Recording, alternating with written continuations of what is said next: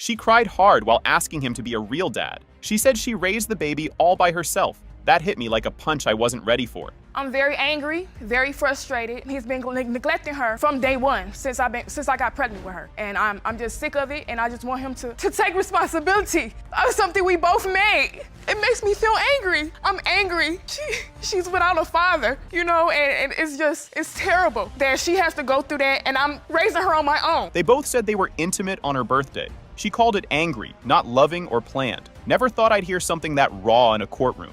On Germany's second birthday, he wasn't staying with me, but he ended up coming back on her birthday. We had sex, unprotected. It wasn't baby making sex. It was angry sex. It's not about baby making sex. Sex is sex. Whether it's baby making, love making, hate making, sex it- is sex, and she's still here as a baby. It don't matter what type of sex it was unprotected. The birth certificate didn't list him as the father. She said he didn't deserve the spot, not after what he did. Seeing that blank line left me weirdly cold inside. So the first one is for Germany, Jacqueline, and Alan. Father's name's there. Second one, Xavier, Dantes, Tyrell, Jerome, Allen. Father's name is there. Third one, Italy, Lisa, Alexandria, Beckley. No father listed. You didn't even give her his last name. He don't deserve it. He said she wouldn't let him see the baby. She said he never tried at all. Felt like watching two sides of a war I couldn't stop. Well, Your Honor, I have questioned Shamia about Italy. You know, I asked could I speak to her. She say no. You know, I asked when she come, well, while us having a visitation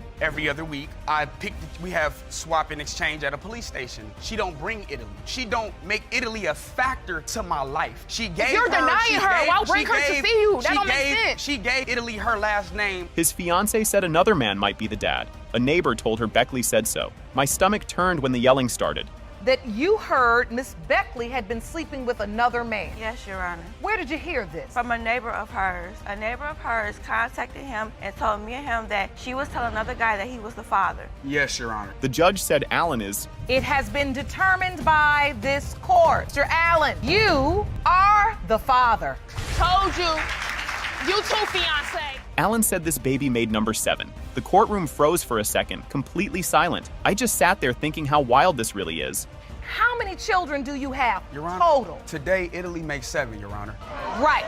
I have took care of every last one of my children. Because I see a man I've been who a wants daddy. to do the I've right been for thing. my baby. That's and for what sit I here mean. and come here today and see her talk about me like this, and for me to get put down for having 7 kids, as hard as I go for my babies, I would never. Ms. McBirth called the mom trash, trouble, and trifler, and said the baby was way too white. She showed a picture as proof, certain he wasn't related. That moment hit me harder than I expected. This woman is trouble. She is trouble with a capital T.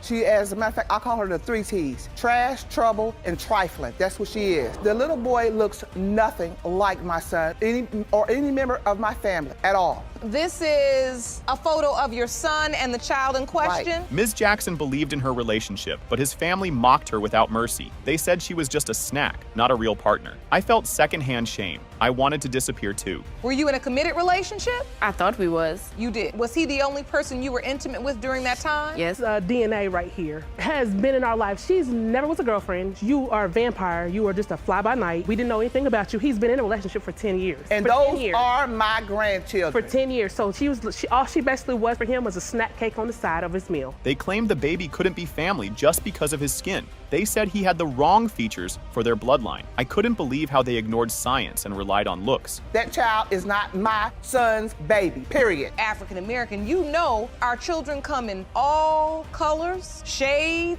Elijah She told is me very he wasn't. white. She told me she didn't know who the father was. She's changed her story up different times about who's the father. I asked her, I said, okay, this is my brother's baby. She said, yes. I said, do you know or do you think? She said, I think. Ms. McBirth yelled that she was done with surprise babies showing up. Then someone said the mom threw an adult party that police shut down. It didn't feel real. I almost laughed from shock.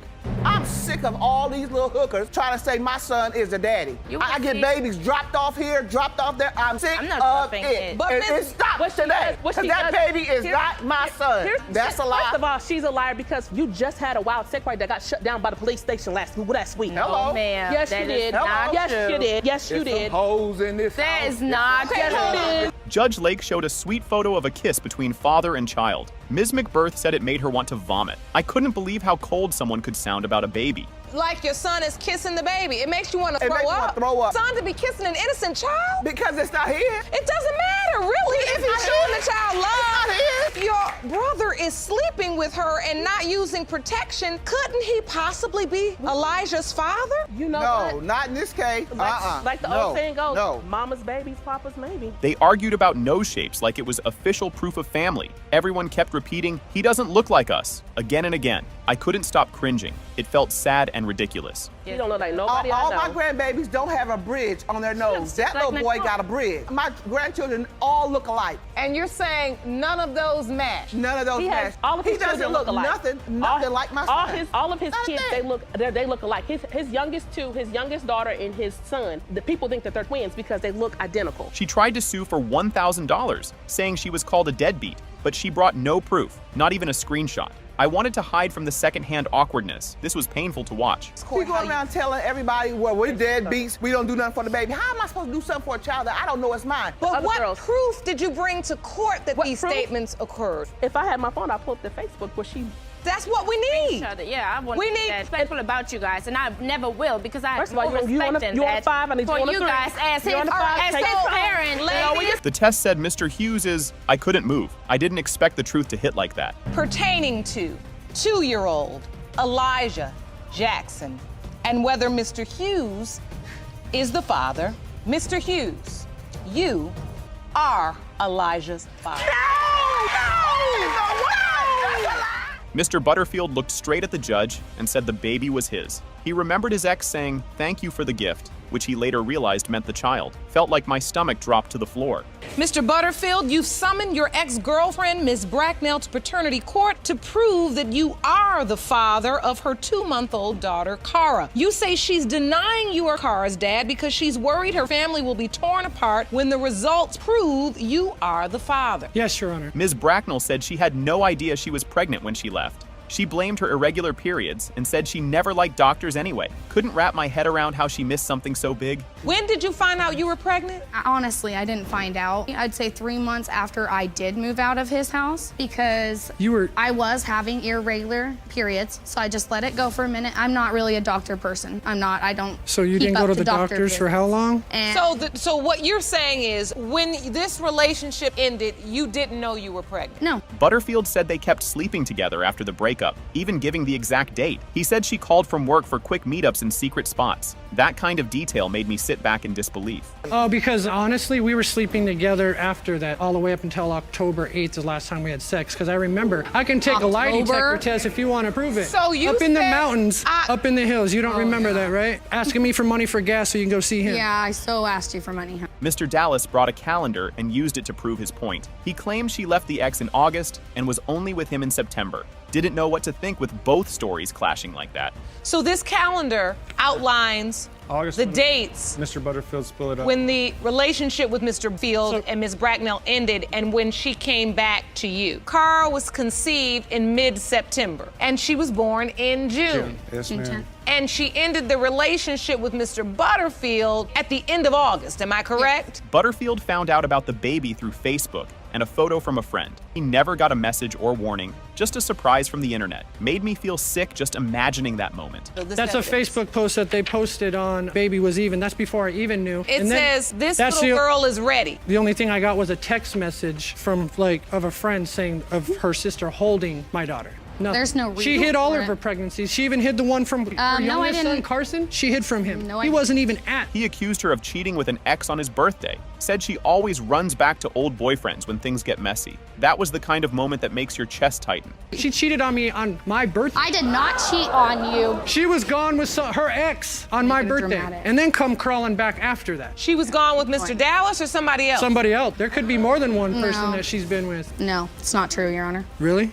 Butterfield said if the baby was his, her name would change and he'd get visitation. She laughed right in his face and refused without blinking, left me stunned and full of secondhand rage. And if in fact it's determined today that she is your biological child, what are your intentions? I don't want her back. That's anyway. I want to be in my daughter's life, and yes, the name will be changed. No, it ain't being touched. It doesn't matter because she's not yours. I know 100%. And his name will be off the birth certificate too. He was there through the whole pregnancy. Oh, because every single I couldn't time be, we you got hid it. back together, because we did split up. We had our times. I had postpartum. The judge read the DNA results and revealed Butterfield was...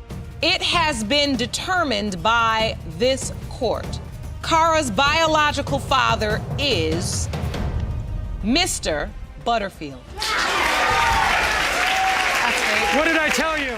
Teresa said Jeremy smiled when he heard about the baby. She said he even rubbed her belly like he was happy. I pictured it in my head and didn't know what to feel. He came to my house and knocked on my door. He was with his friend. He came in and I had my friends there. I heard you was pregnant. I'm like, yes, I'm 2 months. He started smiling, putting his hands on my belly. Now, during the time that I was pregnant, he was coming over there, but he had stopped when I was like 6 months. He had stopped coming over my house. Your Honor. For some reason, I don't know why. Teresa showed a photo of Jeremy holding the baby, smiling wide. He said he was just looking for family features. That made me feel weird. I wouldn't hold a baby like that if I had doubts. He came to Chicago to see my son. He asked me to take a picture of him and his son and put it on Facebook, and that's what I did. Tristan and Mr. Boston. Mr. Boston and Tristan. Yeah. Were you holding the baby just because, or were you taking a picture with your son? I wanted to see what part of me is in this child. Teresa admitted she slept with someone else after Jeremy. That changed everything she said before. I felt like the whole story just cracked open in front of me. Because for the period of time when I found out I was pregnant, the time adds up. He was the only man that... No, I was not. You was intimate with other guys way before. No, I was just intimate with one person. Was telling me her name. After him, I was how you know her? with one How you guy. know her? How you know her? Too many of them. Well, who says he was intimate with you as well. Mr. Gregory entered and said he also slept with Teresa. When she told him about the baby, he blocked her. I froze because it felt like everyone was running from the truth. She texted me on Facebook and told me she was pregnant. I never talked to her again. Like, deleted everything. So I blocked her. So basically, I blocked her. You got a message on Facebook that she was potentially pregnant by you and you deleted her? Blocked it. He actually blocked me, Your Honor, because he had went back home to his girlfriend and he thought that I was gonna break up a happy home. Teresa's friend said both guys were around, but at different times. She said Jeremy left for 2 weeks, then Gregory came. That shook me. I didn't expect her story to back both of them. Who do you believe is Tristan's biological father?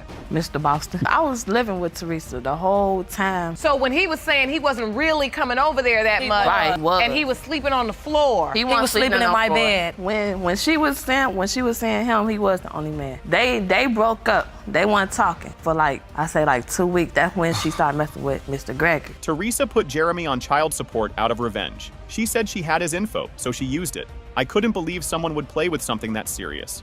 No, I put Mr. Boston on child support. Why would you arbitrarily choose Mr. Boston and put him on child support when you knew Mr. Gregory could also potentially be a father? At the time when I conceived, I didn't talk to neither one of them, but I had Mr. Boston information as far as his birthday, his social security number, and everything. The DNA test said Jeremy's, wow, I feel like someone unplugged the whole courtroom.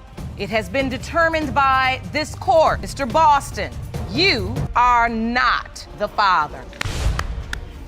Mr. Mitchell looked into her eyes and calmly said, if the baby wasn't his, the wedding was off. His words didn't shake, but they cut deep like a knife in the chest. I felt the tension crawling up my neck and didn't know how to breathe. You say nothing would make you happier than finding out you are London's biological father. But you are in court today believing there is no way you are. You say if the DNA results prove you are not the father, next month's wedding is off. She quietly admitted she already had a boyfriend when Mr. Mitchell came to live with her family. One kiss led to more, and things turned into something she never planned. Hearing that made my stomach twist. I wasn't ready for that truth. Were you single at that time? No, Your Honor, I had a boyfriend at the time. He moves in, and then what happens? After about 2 months of him living with me and my family, we were sitting on the couch one day just talking, and he kissed me. Told him, I have a boyfriend, we can't do this. And he just kind of shrugged it off and said, okay. So at that point, Mr. Mitchell was just your friend? Yes, Your Honor. With no shame, she said her ex never knew she was sleeping with someone else.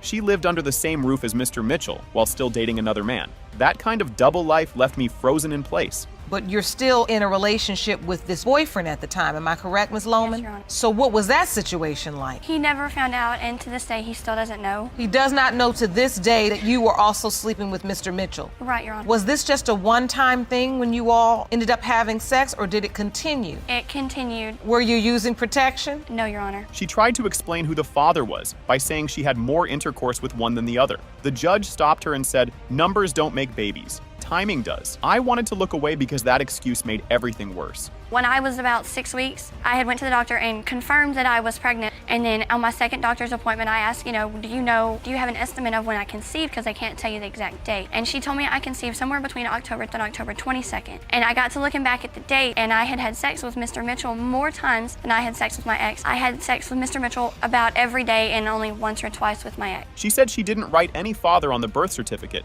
because she wasn't sure. That blank space showed she had doubts from the very beginning. I couldn't believe she was still unsure even after giving birth. Do you sign the birth certificate? No, Your Honor. No, Your Honor. At the time, I was confused as to who the father was, so I didn't want to put anybody on the birth certificate except myself. You don't put anyone on the birth certificate, but you're still there for the baby, Mr. Mitchell. The baby starts to develop, and you start comparing features. Yes, Your Honor. Mr. Mitchell said he loved the baby, like his own, and had been there since the start. He fed her, held her, stayed up at night, and never left her side. I could feel his heart break in my chest like it was mine. I love her to death. She's amazing. She's amazing, you said. Yes, Your Honor. He has been there from day one. He takes care of her, he watches her. He has become so attached to this baby, and he has treated her as if he's known all along that she is. His cousin spoke up and said she believed Ms. Lohman was using him for stability. She thought Ms. Lohman picked Mr. Mitchell just because he would do the right thing. That made me question everything I thought I knew about her. I believe that she knows that Jonathan is going to do what is right. He loves the baby, and he is going to step up and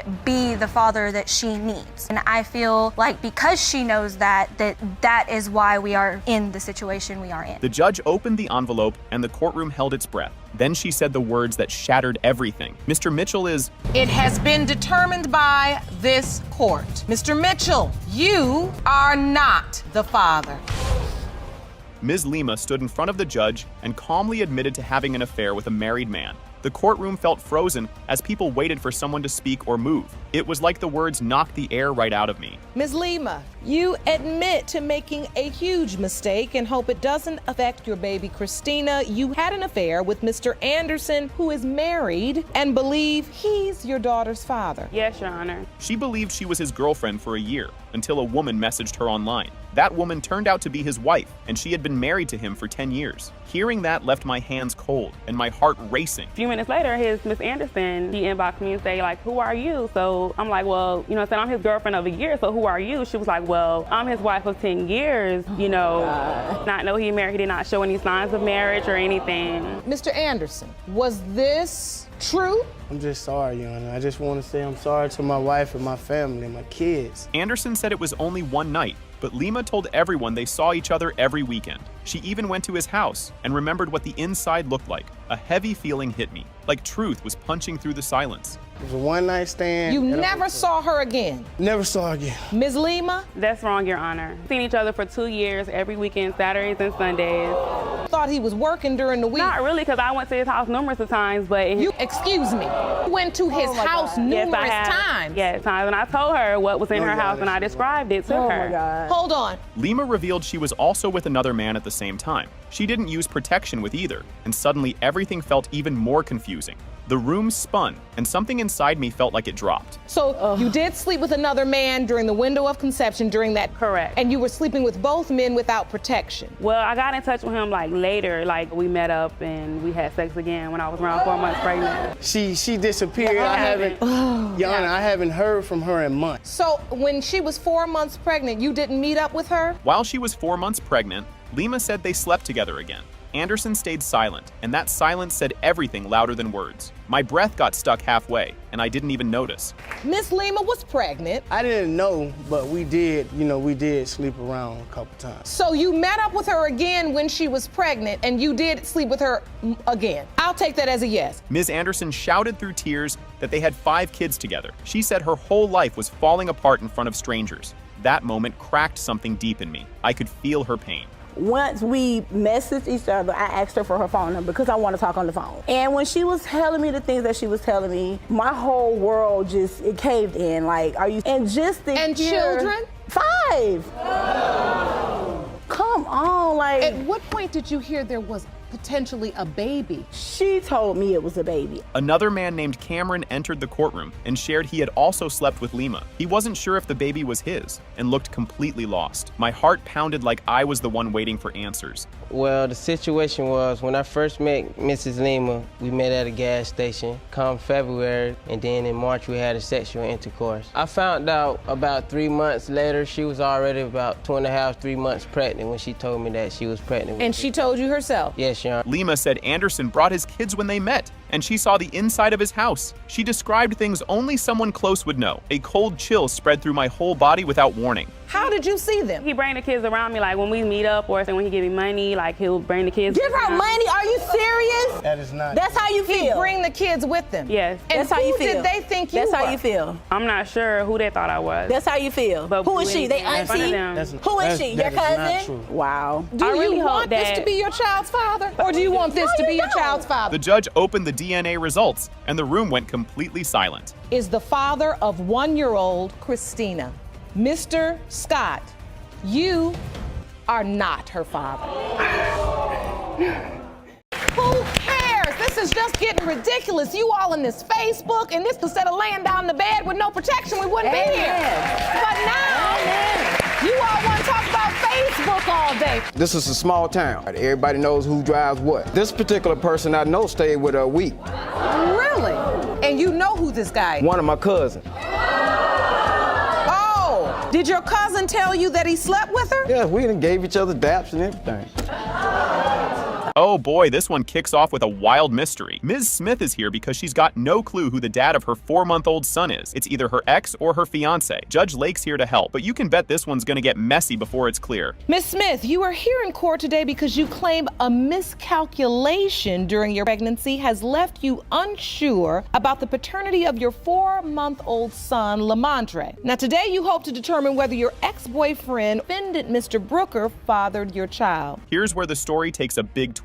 And now, nobody knows who the dad is, Mr. Brooker or the ex, and things are about to get even juicier. When me and my ex-boyfriend ended up breaking up, I talked to Lamondre and I invited him to my birthday party a few days after we had sex. Once that happened, I was like really starting to like him and be interested, felt like sick, so I decided to take a pregnancy test. Okay. And so it came back positive. Wait till you hear this. Mr. Brooker's already attached to the baby. Plus, he and Ms. Smith are engaged and planning a wedding, so he's in deep already. But the results of the DNA test could still flip his world. Have you all started doing father and son things and beautiful, so you have a bond with this little boy? Yes, He ma'am. has your name. You all are engaged. Yes, ma'am. We plan on getting married September. If you thought one doctor's opinion was enough, think again. Ms. Smith saw 3 doctors, and each one told her something different. So, 3 doctors, 3 guesses, and a whole lot more questions. This mystery just keeps growing. 3 different doctors I went to, and they told me, well, yeah, you're about 8 or 9 weeks pregnant, and they did it by the chart. So that led back to that next week I went and I got a blood test done, and they said that just about the same thing, 8 or 9 weeks, and my due date. And just when we think it can't get wilder, Miss Mr. Indy Sam Sufrem says her baby arrived early, 2 whole months early. Things are so up in the air that they've called in a doctor for backup. He was born premature. He was born 2 months early because I have an incompetent cervix, so that kind of prevents me from holding the child inside, so they have to do a surgery. A month early based upon the first 2 appointments. Exactly. Enter Dr. Gator, a family medicine expert who's here to break down the madness. The audience feels some relief, but there's no official word yet, and this case isn't over. It actually happens more often than you would think. Miss Smith's first visit, she basically was given a potential due date of April the 9th, her last menstrual period of July the 3rd. However, as she testified, so when you're basing it off that information, it can be very inaccurate. Despite all the drama, Mr. Brooker steps up like a champ. But with the test results looming, everyone's on the edge, wondering if this love will hold up once the truth is revealed. I had doubts, I did, but at the same time, like I told her, through the time we were together, I actually ended up falling in love with her. Regardless whether the result came out of the baby was to be mine or not, I was going to be there. I even gave her my name. Oh, That's wonderful. And here's where things go, from wild to just plain. Did he really do that? Mr. Brooker, itching to find out if he's the dad, takes an at-home DNA test on the baby when the kid is just 2 days old and still in the NICU. But hang tight, because the official DNA test is about to shake things up. I took it there to the hospital. So your cousin brought an at-home DNA test. Yes, ma'am. But the baby wasn't at home yet, right? No, He was ma'am. still in the He was still hospital. in the hospital. He was in the NIC. And I swabbed him like the first. In the NIC unit? Yes, ma'am. This is the moment everyone's waiting for. Cue the suspense. Mr. Brooker, you are not his father. All right, this is one wild case full of jaw-dropping moments. This is just the start of a whole messy, emotional roller coaster, so get ready to be hooked. Ms. Mitchell, you are here in the court today because you claim your childhood sweetheart stole your virginity, got you pregnant, and is now denying paternity of your 2-month-old daughter, Riley. Yes, Your Honor. Ms. Mitchell doesn't hold back as she spills how it all went down, and it's a lot. The judge has questions, and Mr. Robinson fesses up to not using protection, which the judge calls a recipe for baby making. And if you think that's intense, wait until you hear what Mr. Robinson has to say next. We hooked up, had sex, I lost my virginity, and I found out I was pregnant 3 weeks later. No, Your Honor. We hooked up. That's about all you need is one that's time. about- One time? Did you use protection? No. That's a recipe for, Disaster. well, no, for baby making. Mr. Robinson cranks up the drama, saying he has doubts about being the dad because he got some juicy gossip. The judge tries to make sense of it, pointing out that all these doubts started because of Facebook gossip. Who knew that social media would cause this much trouble? You start getting messages from the peanut gallery. From her best friend, Your Honor. Telling you they just want to give you the heads up that she was sleeping with other people. Yes, Your Honor. So that you don't think you're necessarily the only potential candidate. If this wasn't already a soap opera, it takes a wild twist here. With everyone bickering over timelines and alibis, the tension is skyrocketing, and things are only going to heat up more. Is Mr. Robinson with you? No, but his sister. Because I had got arrested the night of, I'm not going to lie, I'll be 100% honest with you, Your Honor. So I said, Erica, I said, will you do me a favor? She said, what, bub? I said, will you make sure you go to the hospital for me? And so she went. Yeah, And when she went. came up, she said that she tried to get Ryan to come, but If you thought things couldn't get more ridiculous, the whole room starts arguing over, you guessed it, Facebook drama. The judge's frustration is real, and the drama is still spiraling. Who cares? This is just getting ridiculous. You all in this Facebook, and this instead of laying down in the bed with no protection, we wouldn't be here. But now, you all want to talk about Facebook all day. You all to understand that beautiful little girl is what matters. This is a beautiful baby, and it is about her, and that is why we're here today. This is where things get weirdly emotional, with Mr. Robinson pouring his heart out about wanting to be Ryland's dad. Now the judge wants to see if there's any family resemblance, and you can feel the tension in the air. And pray to God on everything that I love. I have not known my father for 20 years. I don't want Ryland to grow up like that. If she is mine, by all means, I want to give her everything. He won't let us. She She's will not let me. drama. The They only haven't way tried. he told me that I could see Ryland is As if if I he came left by me. my safe. Mr. Robinson isn't letting this go and claims that he and Ryland don't look alike. He even brought photos to prove it. The judge is now ready to move on to the money talk, and things get tense as childcare expenses are brought up. Now this picture is of me and our 3 kids, which 2 of them are biologically not mine. Look at me, and they call me father. They am a good father. He is a good father. Not just the one that's his, but all 3 of them he's been there So, for. hold on. And here comes the money talk, where Ms. Mitchell is asking for help with all the baby expenses. Mr. Robinson says he's ready to provide, but now it's finally time for the DNA results. You would indeed owe her half of those child care expenses, Yes. but I cannot rule on that claim until we know the results. Ryland, anything. Like Good, that's what I wanted to hear you. She is your biological child. You are responsible. The moment we've all been waiting for, DNA results. Mr. Robinson, you are the father. Okay, get ready because this story is already wild from the start. Judge Lake is trying to sort this all out, but honestly, it sounds like the beginning of a soap opera. And believe it or not, things are about to get even messier. Ms. Johnson, you claim you have no doubts whatsoever that Mr. Lewis is the father of your 6-month-old daughter, Josiah. You say the only reason he doubts paternity is because he heard false rumors. If you thought things couldn't get crazier, here's where it all speeds up. Mr. Lewis can't help but wonder about the timing. And let's be real, it does sound sound like the timeline needs its own detective. And believe me, this story's just getting juicier. Well, it all started, me and Mr. Lewis was friends back in middle school, and then we stopped talking for a while, and then we met up again through Facebook. I had broke up with my ex, and then me and Mr. Lewis started dating in March 2013, and I found out that I was pregnant in April. That's how the whole story went. Mr. Lewis's reaction is a serious mix of shock, excitement, and maybe a little freak out. Just when everyone starts settling into the idea, a huge wrench gets thrown into the mix from the family. When she first told me, I was excited. I actually broke down crying to my mom because I ain't know how to be, because I ain't have my dad, and I ain't want no kid growing up like I did. When you got this news, your son says he burst out crying and told his mother. How did you feel? Well, I first found out through Miss Johnson. That's how I first found out that she was pregnant. So you found out from Miss Johnson? Yeah. If you thought family gatherings were tough, wait until you hear this. So naturally, Ms. Lewis's trust is fading. And at this point, it's basically a game of who's the daddy. The whole thing has everyone's head spinning, and it's only getting wilder from here. When did the doubt come in? The doubt came in when I spoke with one of Ms. Johnson's family members. That's when the doubt came in. From her family member? She had told me that my son could be the father, and she also said there could be others that could be the father. Others, plural? Yes. Ms. Johnson decided not to tell Mr. Lewis when she had the baby. Her reason? She felt like he didn't trust her anyway, so why bother? Ms. Johnson stands by her choice, but you can tell everyone in the courtroom is on edge, waiting to see where this will go next. After she had the baby, he found out through the relative that she had the baby. She had already had the baby maybe 3 days when we found out.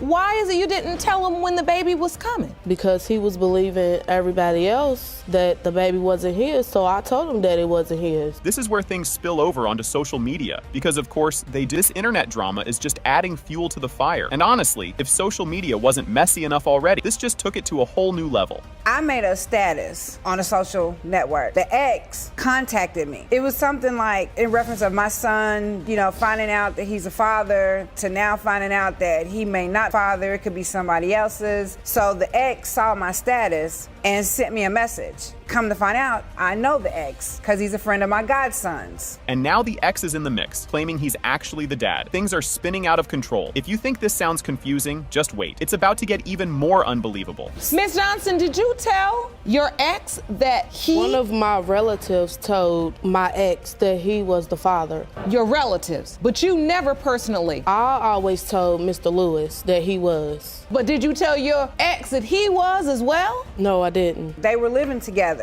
as of a couple of months ago. Mr. Lewis was secretly listening to a phone call between Ms. Johnson and her ex, and he heard some shocking stuff. Just when you thought you'd heard it all, there's another layer to this chaotic story. One day, I think it was in March, we had a three-way conversation. She didn't know I was on the phone, and I actually heard her. He asked her who the father between me and Derek, and I heard her say, I don't know. You were on the phone? Yes, she had me on mute. You're just listening in, and Miss Johnson didn't know you were on the phone? Yes. And the ex was on the phone? Yes. So this is a three-way call? Yes. Judge Lake is digging in now. Like, okay, so do you actually know who the father is? Ms. Johnson looks at her, saying Josiah looks like Mr. Lewis. But when Judge Lake asks her to think about dates and timelines, Ms. Johnson starts to seem unsure. It's a game of could it be? Everyone holding their breath. Is it a possibility that either man could be her father? Well, the possibility is Mr. Lewis. He could be the father. So, I have to understand, why would this ex-boyfriend, even if your family told him something, Lewis is the father of this child, it is not your child, why would he take it upon himself? Finally, the big moment we've all been waiting for. The DNA results are here. Pertaining to 6-month-old Josiah Johnson. Mr. Lewis, you are Josiah's father. This whole case kicks off with some serious drama. It's like a soap opera that you can't look away from. The big question, who's the dad of her baby, Michaela? Things are just heating up, so keep watching. Ms. Whitman, the man you claim you love is standing in our courtroom hallway, but you confess you cheated on him with the defendant. That's right, Your Mr. Honor. Anderson. So today you're here to determine the paternity of your 1-month-old daughter, Michaela, in hope of saving your relationship. This relationship story is a little bananas. It sounds like something straight out of a TV show. She swears it wasn't serious, but honestly, it sounds like a total mess. You won't believe what she says next. Well, me and Miss Mitchell met at a bus station when I was coming from Chicago to Arkansas. We kind of like kicked it off quick and became girlfriend and boyfriend. And 2 months into relationship, I met Mr. Anderson. And we were pretty much like friends. And because I thought Mr. Mitchell was cheating, I kind of went to him and we were texting. Here's where Mr. Anderson drops a bombshell that gets everyone in the room gasping. Ms. Whitman totally denies it, saying he just bought her a bed and visited. If you think that's wild, just wait. This is only the beginning. This is a small town. Everybody knows who drives what. This particular person I know stayed with her a week. Really? And you know who this guy is? One of my cousins. Oh, did your cousin tell you that he slept with her? Yeah, we done gave each other daps and everything. Announcing a pregnancy on Facebook? Yep, that's what happened, and it's as chaotic as it sounds. As if the drama wasn't enough, you can practically see the tension rising. Well, actually, Facebook, my baby mama, she didn't even call. I sent you the picture of the pregnancy test. And you sent it to Mr. Anderson? Yes, Your Honor. Did you send it to anybody else? I sent it to Mitch, too, through Facebook. Mr. Maps? Yes, Mr. Maps. Was he excited about the pregnancy? Yes, he was very excited. And then, like, maybe 2 weeks later, I told him there could be someone else. This part is both sad and awkward. Honestly, it's tough to watch. Even Mr. Anderson blocked her on social media. It's messy, and you can feel the frustration building as the story unravels. He even stopped talking to me, and I couldn't get a hold of Mr. Anderson because he blocked all communications, Facebook, and he stopped answering the phone for me, Mr. Maps. The reason I blocked her off because of the stuff she was doing on Facebook. I've never put on Facebook that you're my baby daddy. Asked me, even my baby mama, my girl I'm with. I ain't with her now because that's destroyed. Just when you think this situation couldn't get weirder, they start arguing about who should pay for the DNA test. It's a hilarious yet tense argument, and you can tell no one is thrilled about shelling out cash. Hold tight, things only get crazier from here. He wanted me to pay half of the DNA test. Mr. Mapson also wanted me to pay half. I wasn't finna pay half for both people. Wait a minute. She done gone half on the baby and won't go half on the DNA test. Now that doesn't make no sense. Yeah. Your daughter, Michaela, has a right to know. Now that Michaela is here, has anyone bonded with her? Either of you two gentlemen? You have, Mr. Mapson. Things go from crazy to heartbreaking when Mr. Anderson breaks down in court, letting everyone know how much this situation has messed with his life. It's a sad moment, but don't get too comfortable. More twists are on the way. Feel emotional right now, Mr. Anderson. What do you feel? I've been through so much. Y'all don't know what I went through before I got here. What are you feeling now? I'm feeling pain. Because this situation really bothers you. This situation has affected my life, you know. My baby mama texting her all the time talking about this situation. Well, getting to it, she called police on me. I had to get my stuff, get out. And now, folks, the truth finally starts to come out, and it's juicier than ever. Judge Lake is clearly not buying it, and the tension ramps up as we get closer to the DNA results. This courtroom just keeps getting hotter. Is there any chance that neither one of these gentlemen is the father of your child? No, Your Honor. There's no chance that anybody else could be the father. So you are positive? Yes, Your Honor. That there is absolutely no other possibility, no other man besides these two could be the father of your child? That's right, Your Honor. All right, here comes the moment of truth, the part everyone's been waiting for. It has been determined by this court, Mr. Anderson, you are not her father. Thank you, Jesus. Thank you, Jesus. I knew it.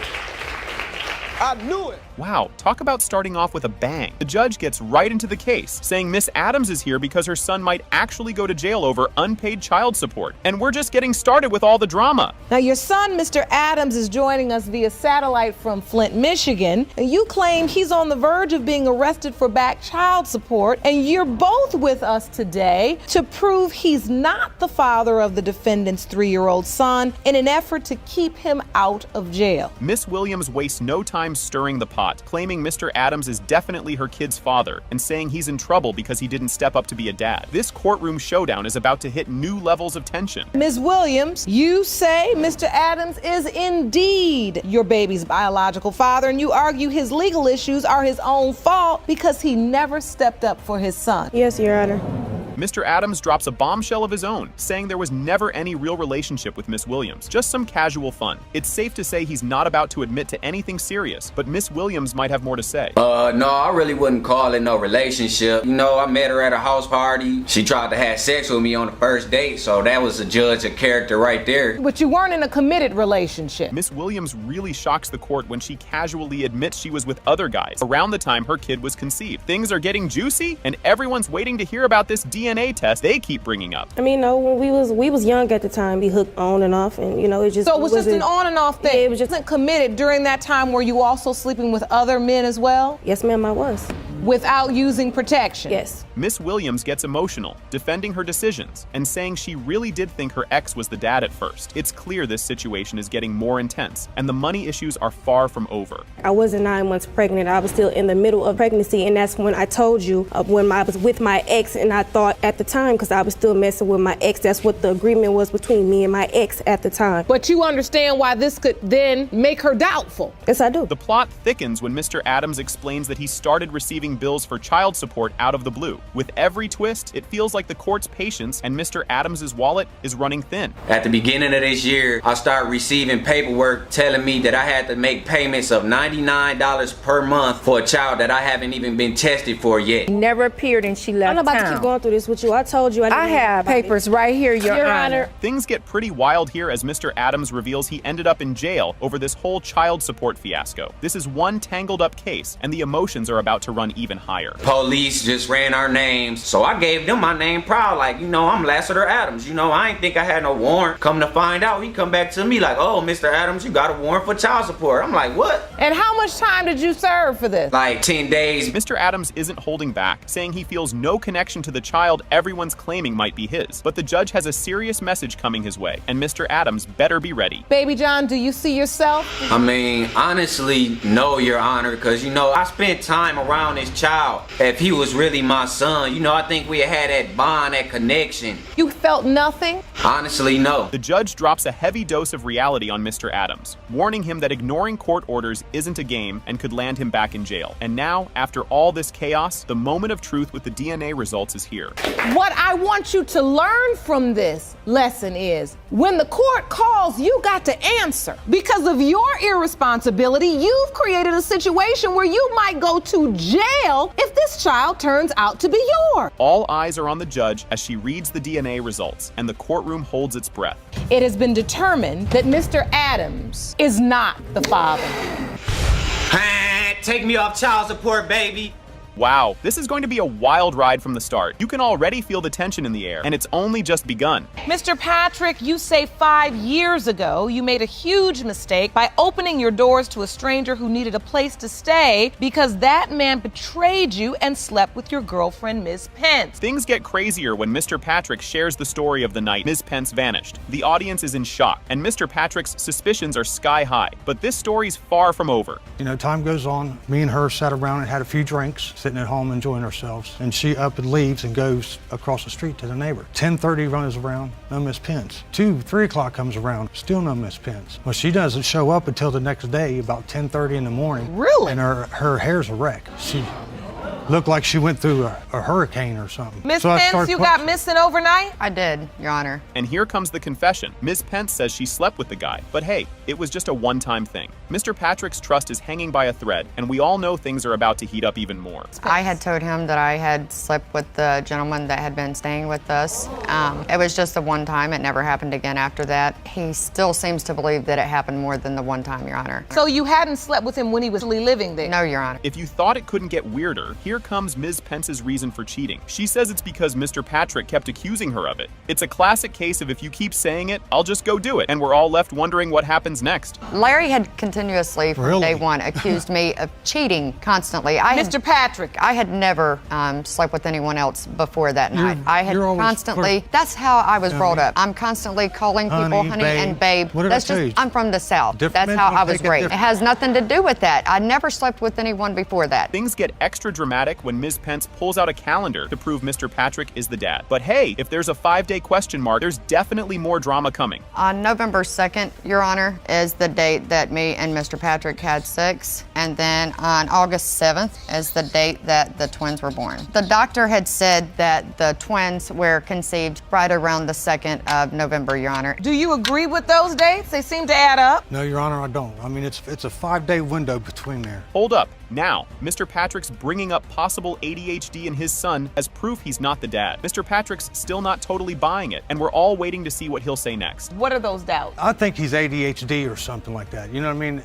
He doesn't listen. He's rambunctious. He's a little boy. I understand Mr. he's Patrick. a little boy, and I hope he grows out of it someday. But I believe he's ADHD or There's something. nothing wrong with it. And so, doesn't run in my family. How do you doesn't know run that? For 10 years, honey. It doesn't matter. You don't know everything, every single thing about your family history. Here's where the relationship goes full soap opera. With all this tension, the only thing that might help is the lie detector test. Yep, you read that right. and so that's why, Mr. Patrick, you asked this court for a lie detector test because you don't believe Ms. Pence is being truthful with you. Why do you believe she wouldn't tell you the whole truth since she was so forthright? I have no reason to hide anything I just at all, feel Mr. like she's Patrick. hiding more than what There's she's saying. nothing to hide. And just like That's I've told her, nothing. if it comes to the fact that the kids aren't mine, 9 times out of 10, I'm probably going to leave. The lie detector test results come in, and oh boy, they're a bombshell. Now all eyes are on the paternity results, but the drama's already through the roof. During the last 10 years of your relationship with Mr. Patrick, have you had sexual contact with any other man whom you admitted to cheating with? You said no. The lie detector determined you were being deceptive. How is that? Finally, the big reveal.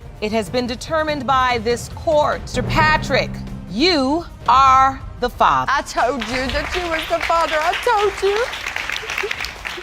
When I said you go across that aisle and hug your daughter, the first thing you did was look at your wife for permission. I didn't miss that.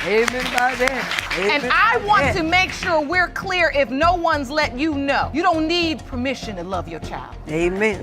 So I didn't want my son to grow up and not know who his father is. Yes, I admit to my wrong. I was wrong for messing with 2 guys at the same time. But I'm here today to try to prove to him that that is his son. You know what I'm saying? And it hurt me because my son asks about him every day. This is already sounding like it's going to be a crazy ride. The court session starts, and Judge Lake jumps right into it, addressing everyone. Things are just getting warmed up, and you won't believe what comes next. Ms. Jackson, you've dragged your ex-boyfriend to court to prove he fathered your 26-year-old daughter, Tanika. You claim he's denied her since birth because you were caught in a love triangle with him and his wife. It's about to get real messy. Ms. Jackson says Mr. Brown owes her a whopping $2,624 in child support. Sparks are already flying, and this is just the start. Stay tuned for more shouting. 1 week ago, you reopened your child support case in which you state Mr. Brown owes you $20,624.08. Yes, Your Honor. Mr. Brown, you and your wife claim you can't be the father because you were on the road for 3 months during the time of conception. That's true, Your Honor. You've basically taken care of your daughter alone. Yes. Oh, here we go. Ms. Jackson says she met Mr. Brown at a club where he told her Drusilla was just a friend. Later that night, they end up at an apartment, and who barges in? You guessed it, Drusilla. Ms. Jackson had no clue this was going to be drama central, and you'll never believe what's coming up. I met him at the club and we started talking, we started dancing. He told me he'll be back. When he left with his wife, Miss Brown, I asked him who she was. He told me if she was just a friend. So he came back to the club and then we went to the apartment. We was in the back of the room. She came in the door. She said, come on out, let me talk to you. I didn't know that he was dating her because he told me they had broke up. Drusilla is not letting this go. She catches Mr. Brown and Ms. Jackson together again, this time in a club bathroom. Drusilla let Ms. Jackson go, kept her eyes on her man, and just when you think it can't get any crazier, it totally does. He wasn't in the club. I said, well, one place he could be because his car was still outside. So I knocked on the door of the bathroom. I said, Dwight, I know you're in there. I said, open this door. He cracked it a little bit. So when I pushed it all open, she in there, done him in the bathroom. But I told her, I said, you can go. So you find him in the club in the bathroom? Yes, ma'am. Okay, this part is like something out of a sitcom. Drusilla comes home and hears noises coming from her closet. You can just feel Drusilla's frustration as she realizes Mr. Brown is still fooling around. And if you thought this was wild, there's a lot more coming. When I got to my apartment, I unlocked the door with the key. So at that point, I heard my closet door slide open. When I got inside, I went right to the closet, opened the door. She standing up there naked, had my man in my house. So even, he kept fooling around with her, like you say, going back and forth. So you knew that he kept an affair going with her? Yeah, off and on, yes. Mr. Brown finally admits he's been with both women at the same time, unprotected, but he's also throwing shade, saying he saw Ms. Jackson with another man, so he doubts he's the dad. This love triangle is a total mess, and it just keeps getting messier as they go deeper into the story. Were you sleeping with both of them without protection? Yes. So why do you deny that Tanika is your daughter if you know you've been with this woman over a span of time? I've seen too many things happen. Like one morning, I thought she was at work. Come to find out, she was out with another man. Things are getting juicy. Ms. Jackson presents a birth certificate saying Mr. Brown is Nika's dad, and Drusilla and Mr. Brown are not having it. This isn't just a paternity case. It's turning into a full-blown mystery, and everyone's hanging on to see what'll pop up next. I have proof that Mr. Brown signed my birth certificate. I'd like to see that. That's a birth certificate that's a fake, Your Honor. That is a fraud. Her mama been lying to her. So wait, on this birth certificate, it does say Dwight Stanley Brown. He named didn't me sign and he spelled the name. He was with me during the time that birth certificate. Name me. Now, I do not see a signature on this birth certificate. Because he did not sign it. Drusilla is spilling more tea. She says she tried for years to get Ms. Jackson to agree to a DNA test, but Ms. Jackson always dodged it. It's a total blame game, and Drusilla's got receipts, so you know it's about to get even spicier. She don't keep calling me. That's an insult about DNA testing. Every time we ask for something. Same thing in 1992. Okay, then we went to Ms. Jackson again. Went up to the lab again to get a DNA testing. I paid my money. My husband didn't pay child support. I did. I took care of her. That's true. This story is so dramatic. Judge Lake points out the irony in Drusilla's complaints, saying, "It's the same lady in your closet." Drusilla tries to act like the problem is solved, but Judge Lake reminds her they're here to see if Mr. Brown is really Tanika's dad. Hold on tight because the moment of truth is about to drop. It's the same lady that's in your closet, same lady that's behind the bathroom door. Yeah. It's the same lady. But that doesn't mean that Tanika is not your husband's biological That's all I ever wanted to know, Your Honor. Well, that's his daughter. That's why we're here. Yes, ma'am. Round the envelope, please. Yes, ma'am. This is it, the big reveal. Judge Lake opens the DNA results, and yes, Mr. Brown is confirmed to be Tanika's dad. Emotions are flying everywhere, but don't leave yet. There's still one more twist. It has been determined by this court. Mr. Brown, you are her father. Jesus. This last bit is unbelievable. Judge Lake asks Mr. Brown to hug his daughter, and he actually looks over at his wife to check if it's okay first. With that, the courtroom wraps up, but Judge Lake leaves everyone with some wise words on family, forgiveness, and facing the truth. When I said you go across that aisle and hug your daughter, the first thing you did was look at your wife for permission. I didn't miss that. Amen by that. Amen and I by want that. to make sure we're clear if no one's let you know. You don't need permission to love your child. Amen. That's right. Yes, ma'am. All right, Folds. Things get wild right from the start. Miss Jackson tells everyone she's here to confront her husband's mistress and prove this baby isn't his. You can already feel the tension, and we're only getting started. Miss Jackson. The mistress stands her ground and says she knows the baby is Mr. Jackson's. With the audience hanging on every word, you can tell this showdown couldn't get more awkward. Wait until you hear how Mr. Jackson introduced his wife. Miss Jackson claps back, pointing out there's a big difference between wife and BM. And oh, this back and forth is just the beginning of the name calling. But she was always labeled as. Jackson finally shows up, and things get even weirder when he admits he didn't tell Miss Lipscomb he was married. The crowd cheers, but you just know there's more awkwardness on the way. Miss Lipscomb says she had no idea you had a wife. No, she didn't, because I never mentioned it to her, Your Honor. So that part of her statement is true. I think Miss Jackson might be done surprising us. She says she spent nearly $900 on stuff for the baby, even though she doubts the baby is her husband's. This kindness is something, but don't worry, things are still a total mess. Not only have we had conversations, before I didn't deny the child, I went and bought bought over $900 and some worth of stuff for her baby, Your Honor. Judge Lake asks Miss Lipscomb if the affair stopped once Mr. Jackson went to jail, and she flat out admits it didn't. The audience gasps as she confesses they were still friendly, and you can practically feel everyone waiting to see what's going to come out next. Some surprising evidence hinting there might be another possible father. Judge Lake digs in. Ready to think things are cooling down, Miss Jackson drops a big surprise. She's pregnant. Now, the room is buzzing, and everyone's looking at Miss Lipscomb, wondering how she'll respond to this news. Judge Lake isn't impressed with Mr. Jackson's non-committal attitude and wants some answers. Judge Lake is so over his wishy-washy replies. The big moment is here. The paternity results are revealed, and jaws drop. Mr. Jackson, you are not the father. Thank you. It's still over.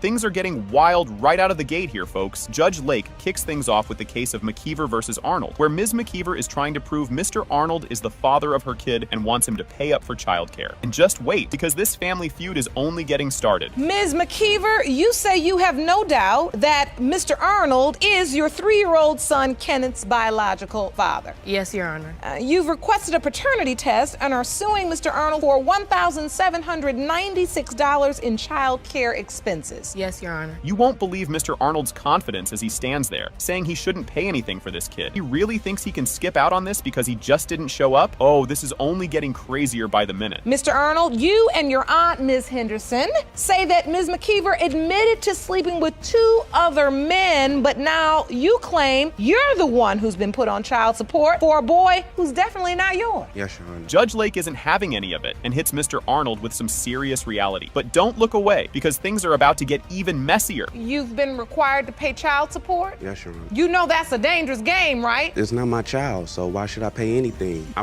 got put on child support because of not showing up to a DNA test. Oh, you were named. This happens in this courtroom way too much. Young men in your position, you come to court and Your Honor, this is not my child, Your Honor. And then when I ask, did you have an opportunity to take a DNA test? And here's a plot twist. Ms. McKeever's sister, Ms. Cox, steps up and says she's been paying for all kinds of things for the kid because Mr. Arnold hasn't paid a dime. She's ready to spill some tea, and it's only adding fuel to the family drama. And you've been helping out. Yes, ma'am, I have. Paying for expenses. Haircuts, shoes, clothes, milk, anything that little boy needs.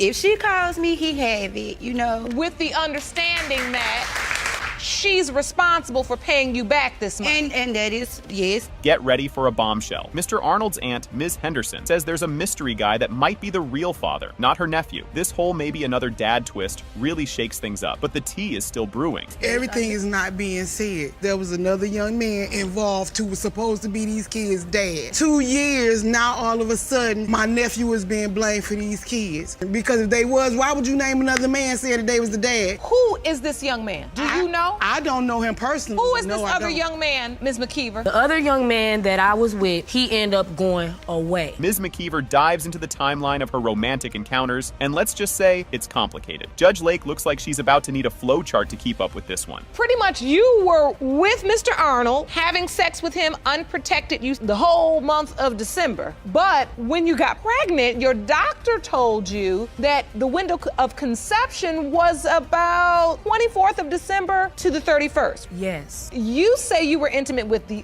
other guy December 26th. December 26th. And now for a plot twist straight out of a soap opera. Ms. McKeever reveals that she already did a DNA test with this other guy, and it came back negative, so he's not the dad. No DNA evidence? This drama isn't done just yet. The other guy that I was intimate with, he decided to get the DNA test. It was not my decision, it was his. I had a DNA test done, and the DNA test came back. It said 0%. So what I did was... Do you have any evidence of that test? No, I don't have the evidence with me. And she wouldn't let us get a copy, and she wouldn't let us take a picture of it so we could have some evidence. Things get real emotional as Ms. McKeever explains her past, revealing she grew up without a father and doesn't want that for her son. She's pouring her heart out, and Judge Lake listens carefully, ready to bring everyone back to the main point. I had no father at all. So I didn't want my son to grow up and not know who his father is. So it hurt me a lot for his family to sit up here and try to make me out as a bad person. Yes, I admit to my wrong. I was wrong for messing with two guys at the same time. But I'm here today to try to prove to him that that is his son. You know what I'm saying? And it hurt me because my son asks about him every day. Judge Lake delivers a serious pep talk to Mr. Arnold, telling him he needs to take responsibility and make his own choices. The clock is ticking, and it's clear Mr. Arnold needs to get it together before it's too late. So now you're here. Even if it's determined that you're not this child's biological father today, that does not change the legal issue you're faced with, is that you have been named this child's father by default for failure to show up. And then go from there, and there's no guarantee. Do you understand this? Yes, Your Honor. Here we go, the big moment everyone's been waiting for.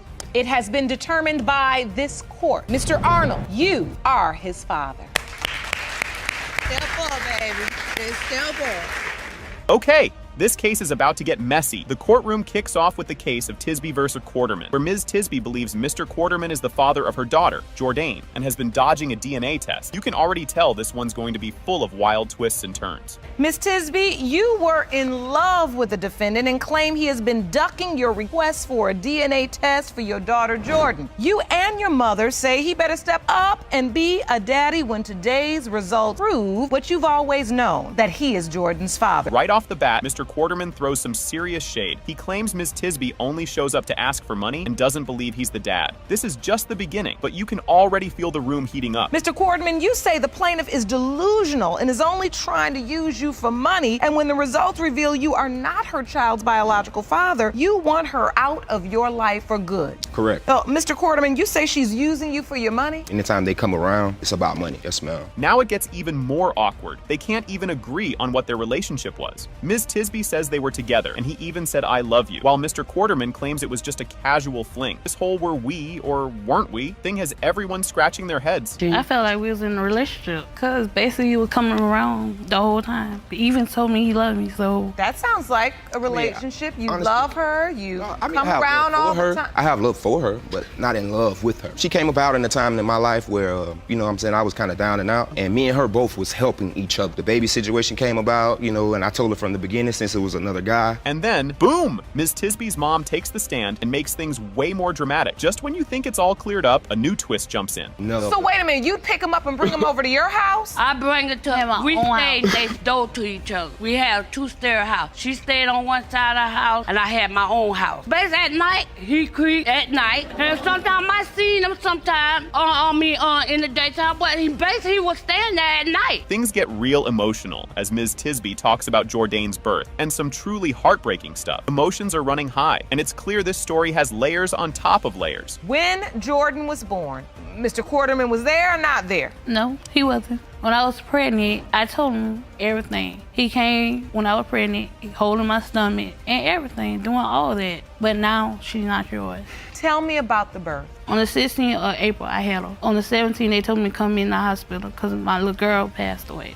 Just when you think you've heard it all, Mr. Quarterman pulls out the Facebook proof. The judge and everyone else can't believe they're looking at Facebook evidence in court. Who knows what's next? But she had posted some things online, asking, you know, I guess Facebook about am I the father or not. What are you submitting to the court, sir? I guess a Facebook post. She was asking Facebook, do I look like the child, or, you know, whatever the case. It's a split screen of baby Jordan. Yes, ma'am. And you. And she writes, do she look like him, yeah or nah? For us to be in a relationship and everything like that, that is a booking photo for when I got arrested. Get ready for the "they totally look alike" argument as Ms. Tisby's mom brings out baby photos. The courtroom's buzzing, and everyone's waiting to see if this who looks like who thing will actually help. What evidence did you bring, ma'am? Let me see. 2 baby pictures. And one thing about it, Your Honor, let me speak. I understand what he trying to say, but if you lay with somebody, you got to pay the cost. Y'all laid together, y'all stayed together, y'all been together. You could deny what you want to deny, but like I said, now when this baby come out to be yours. Now things go from heated to about to explode as everyone argues. It's getting wild in here, and all eyes are on Judge Lake to see what she'll say next. And that's why your daughter just handed up this particular evidence. The first picture is a picture of Mr. Quarterman as a baby, and then the next picture is a picture of Jordan. You feel like they look exactly alike. Yes, ma'am. And you say even his family family members say? Yes, his mother. Yeah, his mother said it. You see that little girl there? That's a princess. She everything to me. And here it is, the big moment. Judge Lake opens the DNA results and drops the bomb. It has been determined by this court, Mr. Quarterman, you are not the father. What? Huh. Shantina.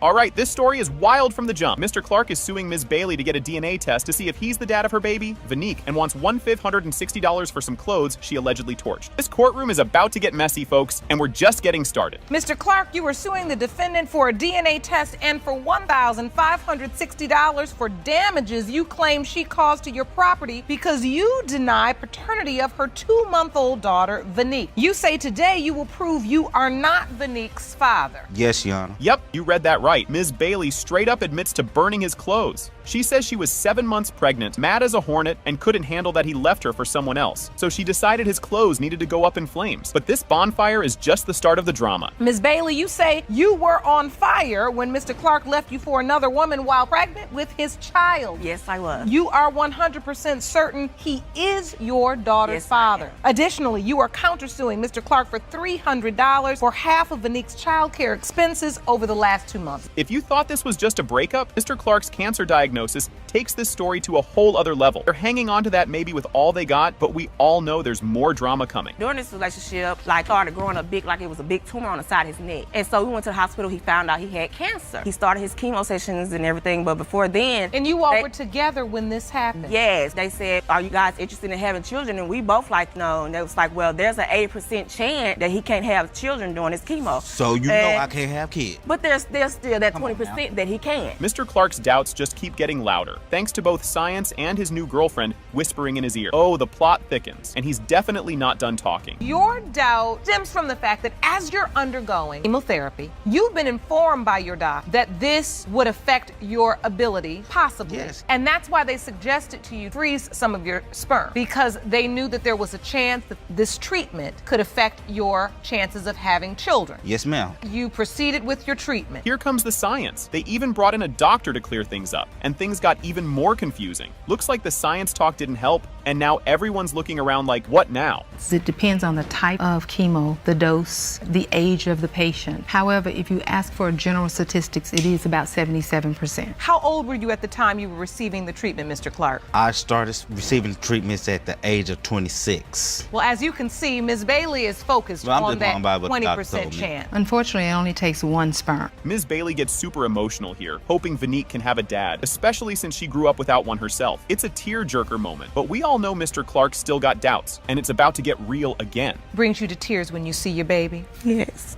Why? She just needs a father. And you really want that for her? Yes. I want you to take me to the birth. He was there. He cut the umbilical cord and everything. Really? So you were Now present for the birth, Mr. Clark? Yeah, I was there. She was too. Really? Did you sign the birth certificate? No, I was gonna sign that birth certificate, and she gave the baby my grandma's name and my last name. Now it's money time. Ms. Bailey pulls out receipts showing she spent $600 on diapers, wipes, and formula in just 2 months, and she wants Mr. Clark to pay up. But trust me, that's far from the last argument we're gonna hear. You've submitted receipts to the court of the expenses you've incurred thus far. Yes. As it relates to baby Vanique. About $50 a week on diapers, formula, and wipe. I bought her totaling car, about I bought her car $600. seat, everything she needed. Everything you paid for yourself. And Mr. Clark, you admittedly have not contributed anything. No, ma'am. And that's why your countersuit is for $300, half of $600. Yes. Now, Judge Lake doesn't mess around when it comes to burned clothes. He's got no problem telling Ms. Bailey she owes Mr. Clark $1,560 for turning his wardrobe into ashes. Ms. Bailey owes the money, but don't worry, the biggest shock is still on the way. So, because you willfully destroyed his property, I have to award him the $1,560 from his clothing that you destroyed. Judgment for the plaintiff.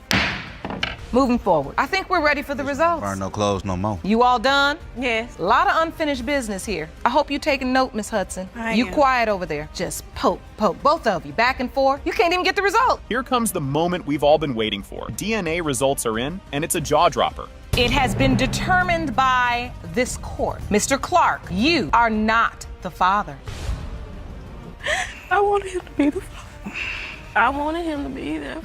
All right, folks, you won't believe what's about to go down in this courtroom. Judge Lake starts things off, introducing the case of Martin v. Pinner. Ms. Martin admits she made a big-time mistake around the time she got pregnant with her daughter, Royal Blue. Things are just heating up, and it's only the beginning. Ms. Martin, you admit to making a huge mistake around the time you conceived your daughter, Royal Blue. You claim that one moment of weakness will cost you your fiancé if you cannot prove today that he fathered your child. This relationship sounds like it's hanging by a thread. Ms. Martin shares that things are so bad that Mr. Pinner has moved out of the bedroom and now lives in the living room. The tension between these two is wild, and you can just tell there's more drama on the way. Well, at this point, me and Romeo have no relationship because of the paternity of our daughter. I made one mistake back in the past that he knew about, and now he's claiming that he knows nothing about it. The relationship is in turmoil. Yes, he completely moved out of the bedroom. Like, he lives in my living room. Oh, and here's where Mr. Pinner's side of the story kicks in. And trust me, it's not pretty. His trust issues are real, and this whole thing is starting to sound like a soap opera. She says that she let me know right away, but it was a month later after she found out that she was pregnant. No, that's true. You know, when you feel like that, why would I fake it and just, be laying in the bed with somebody that's already lied to me, then I'd be dishonest to the relationship. But you were laying in there before. You were dishonest with me in the beginning, and you're dishonest with me now. The reason why I'm not sleeping in the bedroom is because I'm not sure if Royal is mine or not. Now, Ms. Martin tries to explain her side, and it's, well, messy. Their stories do not match up, and the arguments are getting louder. I'm going to tell her about the mistake. At the point in time, Romeo was doing him, as we say, partying, not coming home. I completely moved to Wisconsin with him. I even said, if I come up here for you, I'm about you, we're gonna do our family thing. And when I got up there, it went totally left. He left me in the home by myself. It'd be days at a time before I saw Romeo. Just when you think you've got the story straight, Mr. Pinner drops his version of the truth, and it's totally different. These two can't agree on anything, and it's all going off the rails. So it's your testimony, Mr. Pinner, that she didn't tell you the day after the party. She told you 1 month after she was already pregnant. Exactly, Your Honor. She said, well, I have something to tell you. When I had that party, I woke up the next morning. I'm pretty sure I had sex, but I don't know who it is. Like I said, that's very irresponsible. To this day, I don't even know the person's name. I didn't wait a month. I told you the next day. I was honest from the jump. So, Ms. Martin? Hold on, because now they're bringing up all their issues from way back. Mr. Pinner claims Ms. Martin changed after having their first child, started partying more. Judge Lake points out they've both been playing the blame game, and it's seriously messy. Like, how do these two even live together? After she had our oldest daughter, she changed completely. I guess she felt like she missed something. She started to go out partying, kicking it. In clubs. We got a child. You leaving me here with the child. I work and go to work and try to take care of my family and provide. You are turning this whole around. I have made my mistakes. Excuse me. I have had made my mistake. But at the same point in time, we were supposed to work with it. Judge Lake isn't holding back here, giving some advice on why tit for tat never works out. The judge isn't sugarcoating anything, and you can feel the tension rising. She moves to a different state, following behind you. When she gets there, you still out and about doing things. He out hanging out. He don't want to come home. I'll start partying. We hear this too much. Now, thing I tell women all the time, we lose the tit for tat every time because you lose your senses and you do something stupid and you get pregnant.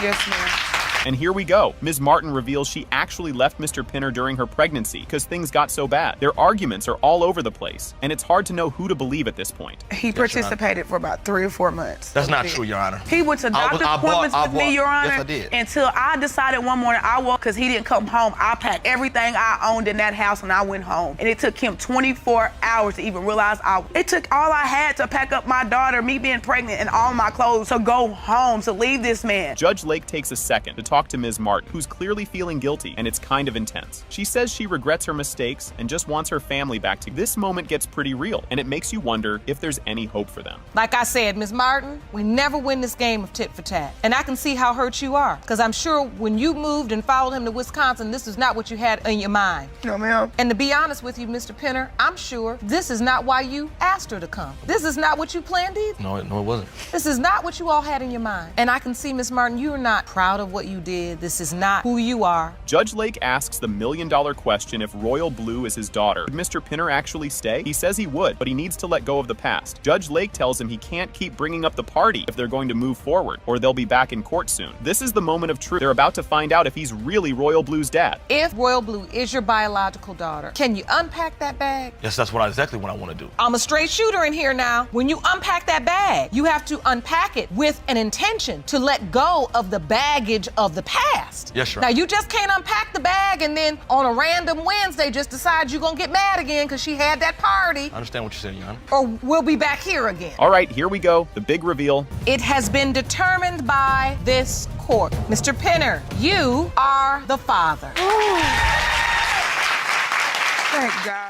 He was there with all my doctor visits. Yes. He was there when I delivered my baby, along with flirting and cheating on me my whole pregnancy. He was at the hospital flirting with nurses. I'm about to get the fighting. He signed the birth Please don't let her certificate finish that, and cut the please. umbilical cord. One thing about it. A couple months ago, she told me. We got into an argument, and I was like, I'm going down and filing for custody. I'm going to file for paternity test. She was like, you might want to go file because she probably ain't yours anyway. Oh, that's when she said it. Yeah, because he always wants to think he can just control everything I do. There was a night I was drinking, and we ended up going into my bedroom, and things started going from there. He even turned into a full-on spy, setting up surveillance to catch her in the act with various visitors while he was out working. The plot thickens, so buckle up for Ms. Malone's comeback. Mr. Mason, you say today will determine the future of your relationship with the defendant, Ms. Malone. You say you lost all trust, set up a watchdog to keep tabs on Ms. Malone and discovered that she had men in and out of the house while you were at work. And now you believe Avery is not your daughter. Next up, Ms. Malone spills the tea. She owns up to her adventures, but is totally sure that Avery is Mr. Mason's mini-me. Hoping a DNA test will patch things up, she stands firm amidst the chaos. This drama is just warming up, folks. Get ready for some more jaw-droppers. Ms. Malone, you admit cheating on your boyfriend, but positive he's Avery's father. Today, you are hoping the DNA will restore your relationship. And here's where it gets juicy. Mr. Mason dishes out the dirt about Ms. Malone's sneaky side hustles, like her alley meetups and car chats. She doesn't deny it, claiming they were on a break. Classic, right? Mr. Mason isn't buying it, though. Keep watching. The tea is about to overflow. I found out that she was doing a lot of sneaking around when I was in the house. What kind of sneaking? Going through the alleys, meeting people in people's cars. You were walking in alleys, Ms. Malone? Yes, I was sneaking around, in fact, but seeing other guys. But there was a break because he wasn't showing me any attention. Oh boy, you won't believe this twist. Dive into the nitty-gritty as the court unpacks Mr. Mason's surveillance tactics with a pal playing watchdog, keeping eyes on Ms. Malone's every move. This sneaky business adds all sorts of spice to the story, making you wonder who's really playing whom. And guess what? It's about to get even stickier. I had a friend watching my front door who lived across from where we lived at every time I went to work. Blamed it on because me and her wasn't having any intimacy or anything like that. Do you remember that confrontation, Ms. Malone? And then what did you respond? I told him that it was my father that came to the door. Actually asked my father, and my father said I came over there that day. Hold on to your popcorn. Ms. Malone drops a bombshell that she clued in both Mr. Mason and the potential other daddy about the baby drama right after learning about her bun in the oven. This revelation stirs up a storm of awkward and angry vibes from Mr. Mason. Don't touch that dial. Paternity results are incoming. When you found out you were pregnant, did you tell the other guy it could possibly be his child as well? Yes, Your Honor, I did. When you told Mr. Mason you were pregnant, did you also say to him, and you know because I could possibly be the other guy's child as well? Yes, Your Honor. So she did tell you that, Mr. Mason? Yes, Your Honor. Why'd you hesitate? I had to find out about the other guy from waking up out of my sleep. Brace yourself for this Uzi. It has been determined by this court. Mr. Mason, you are not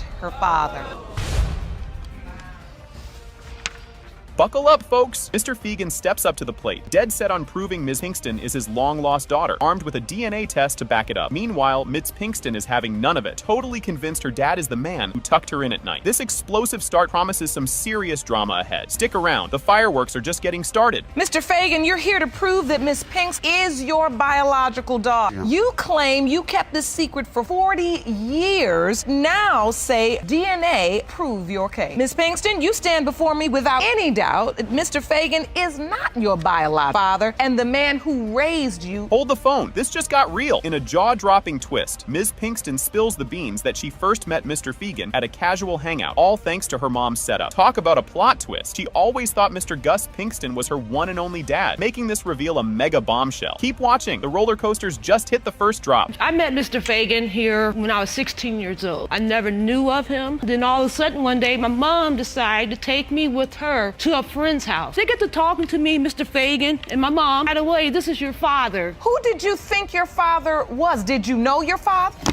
This is my father, Mr. Gus Pinks. This is who I know my entire life. So he was married to your mom? My entire life. You won't believe this bit. Imagine being told the guy you might be dating is actually your cousin, thanks to a paternity puzzle you knew nothing about. Ms. Pinkston's world got flipped upside down when her mom dropped that Kenny could be her dad. What a cluster. And just when you think it can't get more twisted, there's more chaos to come. The only reason why this all came out, for the cat to get out the bag, is when I was 16, they told me that Kenny was my father. My mom thought I was dating one of his family members. But needless to say, it was not me, it's my sister that was dating his family member. And so they felt like they needed to tell you because you were dating your cousin. Yes, when they told me about it, that was like the worst day of my life. Guess who was secretly dropping by family BBQs as just a family friend? Yep, Mr. Fegan, keeping his supposed daddy status on the down low. Sneaking around like a character in a spy movie, this man's middle name might as well be secret. Don't go anywhere. The tea is about to spill. Mr. Fagan used to come to your house when your dad was alive? Yeah. I did. And what were you posing as? A family friend? Family friend, that's what it was. The secret was still on. And so you just come by the house, but you were really coming by to see Miss Pinkston? Hopefully that she was there so I could see her. But over the years, just having something in your heart like that, you could not tell. Grab your popcorn, this part's a doozy. Enter Ms. Melissa Pinkston, totally torn up about airing dirty laundry in public. She's all about keeping skeletons firmly in the closet, but alas, the secret's out and wreaking havoc. What's next? More family secrets or a sudden plot twist? Tune in to find out. You are the defendant's sister. Yes, ma'am. What you know about this huge paternity secret? I don't even want to talk about it. I mean, it's been this long. I love you, Tanya, but this is something I really didn't want part. My mom was a good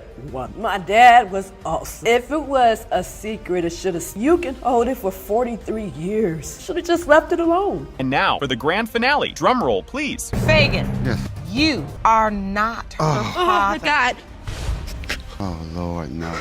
Kicking things off, courtroom buzz starts with Judge Lake calling the case of Harris versus Sterling to order. Jerome, the trusty bailiff, gets a shout out and everyone's ready to roll. This sets the stage for a showdown about a little kiddo's daddy drama. Just setting the table here, folk. The main course is coming up. Miss Harris, you claim that your 15-year on and off relationship with Sterling has produced a baby that he is trying to get out of helping raise. You are here to prove paternity and him to step up. Mr. Sterling claps back. Mr. Sterling isn't buying what Ms. Harris is selling. He's tired of playing dad to a kid he thinks might not be his. He wants DNA proof to clear his name or he's out. Oh, and he really wants Ms. Harris out of his hair for good. Yikes. Grab your popcorn. This is just heating up. Mr. Sterling, you say the plaintiff told you her son Hasten was not yours and you are tired of taking care of another man's baby. You've come to get the DNA proof you need to remove her name from the birth certificate. Finally, get Ms. Harris out of your life. Ms. Harris isn't having any of it. Talking about solo parenting their soon-to-be one-year-old son, Kason, who shares a birthday with her. Talk about a party, right? She's juggling birthdays and baby tantrums all by her lonesome. Next up, things get even spicier, so keep your eyes peeled. Mr. Sterling needs to step up and take care of his baby that he knows is his. I'm not going to do this by myself. So I'm here because I want to prove paternity to him that this is his child. Our birthday is tomorrow, so he'll be one. I had him on my birthday last year. That's not my baby, and I'm going off of what Charity is telling me. Oh, what did she tell you? It is his baby, and he knows it's his baby. That tells me when we get to arguing, this is not your baby. Because he get on my nerves, and I don't want him to be in my life. The gloves are off as Ms. Harris accuses Mr. Sterling of cheating while she was pregnant. He's in the hot seat now, denying everything but the kitchen sink. This courtroom's turning into a soap opera, and we're here for it. And he was cheating the whole time I was pregnant. That's a negative. Because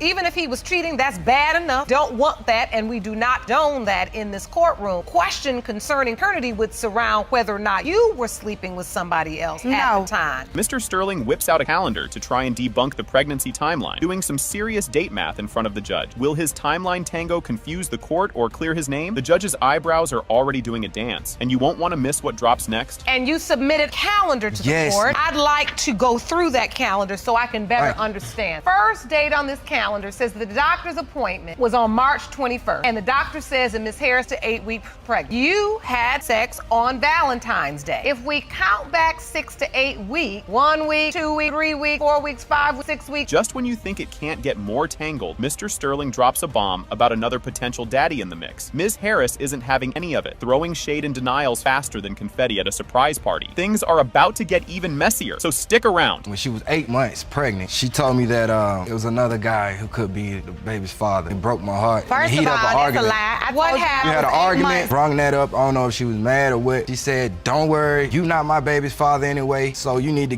go and kick rocks, get on with your life or whatever. I'm like, what? We were just together. I was just baby's father and everything. The feud fires up. The air's thick with accusations as both sides dig in. Mr. Sterling is all about denying daddy duties, and Ms. Harris is calling him out on every front. This isn't just tea being spilled, it's the whole teapot. And trust me, the next bit is the cherry on top of this drama sundae. That's the reason we here today. Exactly, because you're a liar and you never pretty much. I don't want to carry another man's child. You don't take care of yourself. I love Just you don't know wanna that. take That's care the of reason another you want man. me to First be of all, you don't For take me care not of to have yourself nothing, with me the not child to that be you already nothing. got. So Don't wait. sit here and kick like that, baby. I ain't got nothing to do with this. I'm saying you know. Don't This is sit here about and kick it case. like doing that. You So hold on. Judge Lake is about to lay down the law and reveal the DNA results. This could go any which way, folks. Will Mr. Sterling be planning a Father's Day celebration, or is he off the hook? Let's find out, because this reveal is going to be epic. First of all, he was there with all my doctor visits. Yes. He was there when I delivered my baby, along with flirting and cheating on me my whole pregnancy. He was at the hospital flirting with nurses. I'm about to get the fighting. He signed the birth Please don't let her certificate finish that, and cut please. the umbilical cord. One thing about it, if you thought that this was not your baby, then gun to your head, why you signed the birth certificate? Or why did you cut the umbilical cord? Boom, the results have arrived. It has been determined by this court. Sterling, you are the father. Exactly.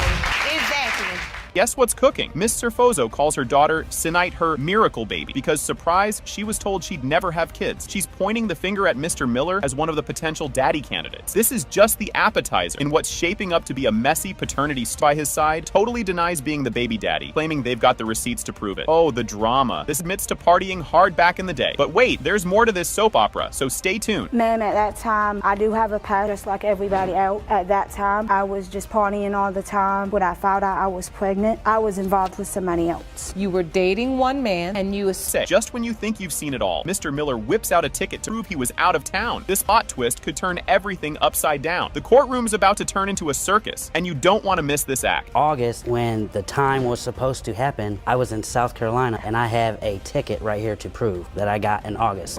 And he was also in August gone for a whole well, nobody could find him. Mr. Miller, your contention is you weren't even in town. No, ma'am. So how could it be you? So August, you gone. I was gone from that place before August. Throwing punches in the air of responsibility. What's coming up will definitely make you go, Your contention is we're not trying to duck or any responsibility. And now, the moment we've all been waiting for. Drum roll, please. Mr. Miller, you are not her father. Told you. Thank God. So now where's the other man? Buckle up, folks. The episode kicks off with Judge Lake calling the case of Kane versus Wright. The courtroom buzzes with anticipation as everyone settles in, setting the stage for a roller coaster ride over the paternity of little 1-year-old Ariana. You're not going to believe the twists and turns coming up. Ms. Kane, now you say you've had an on-again, off-again relationship with Mr. Wright for the past 3 years. In addition to questions regarding your daughter's paternity, you say your relationship has suffered from instability and constant mistrust. You've got to see this to believe it. Mr. Wright lays down the law about his doubts over Ariana's paternity, thanks to Ms. Kane's shaky truth-telling history. He's dead set on bailing if the DNA test shows he's not the daddy. Strap in, because the drama is just heating up. Mr. Wright, you say that Ms. Kane has repeatedly lied to you, and you have every reason to doubt the paternity of 1-year-old Ariana. Now, you confess that if the results of today's paternity prove you are not the biological father, you plan to walk out of this courtroom and have nothing to do with Ms. Kane again. Can you even handle what's next? The judge dives into the deep end of why these two can't trust each other. Flashback time. Ms. Kane's been cozying up to her ex, which throws a whopping wrench into their story. You'll need popcorn for what's coming next. Why is there so much mistrust? What's going on in this relationship? When we first started talking to each other, I was always hanging out with my ex. Still sleeping with your ex at the time? No. So you weren't sleeping with your ex, it was really your ex? So that's not what he says. So Mr. Wright, you tell me. Yeah, he called me to have me tow her car. The ex did. Told me it was his girl. Hold on to your seats. The heat turns up when Ms. Kane spills the beans about flirty texts sent to another dude right after they met. Looks like she's keeping her options wide open, despite the ongoing baby daddy drama. But when you get to her house, your boy's girl was flirting. No, she didn't flirt till I left. 5 minutes later, she sends me a text message. Oh, you did? Yes, I did. I said that I thought he was cute if we could move on to maybe something more. Wait, the tow truck man left, and then you just sent a text like, I think you can more than you towing my car? This next part is a doozy. Mr. Wright recounts a tale of deception where Ms. Kane was supposed to be girls' night out, but was actually spotted with her ex. The plot thickens, folks, and believe me, there's more where that came from. She lied to me, told me her friend, they were gonna have a girls' night out. Well, my boy was a door guy at the bar. Come to find out, her ex's friend, and her girl were all on double dates together. We were on a double date. My friend, what was going on was one of my friends, she asked me to go with her to meet this guy. My ex was there too with his boy. They picked you up at your house. Things just got real. In a fiery exchange, Ms. Kane hints to Mr. Wright that he might not be the father, which she claims was said in the heat of the moment. Buckle up because the truth train is about to leave the station. She told me twice that it might not be mine. She's pregnant. And then again, while you were pregnant, that this baby is not his. A couple months ago, she told me. We got into an argument, and I was like, I'm going down and file for custody. I'm going to file for paternity test. She was like, you might want to go file because she probably ain't yours anyway. Oh, that's when she said it. Yeah, because he always wants to think he can just control everything I do. He wants me trapped in a house all the time. You're not ready for this twist. Mr. Wright plays detective to debunk Ms. Kane's fishy gas leak story, even calling the gas company to check her alibi. Spoiler alert, no gas leak. The surprises just keep on coming. You get pregnant. You tell him? Yes. And when she tells you, are you happy? Do you believe it's yours? I was or you happy, but I still had that. She went over to her baby daddy's house. She has 2 other kids. Went over to his house. Was over there for 3 hours. She knew was that like an dinner hour was and a almost half. done. Ignoring my phone calls, my text messages, or she finally calls me. I'm on my way now. Where were you? Well, I got blocked in the driveway because there was a gas leak. So what do? I call the gas company. Are you still with me? The judge can't wrap her head around why these two stick together through all the chaos and accusations. It's like watching a soap opera, but with legal documents. And guess what? It gets even juicier. Why are you two even together? Because I do He love don't him. answer my calls. She don't answer my. She not taking the phone into the bathroom. I mean, constant complaint. Neither one of you trust the other one as far as you can throw them. You really don't. So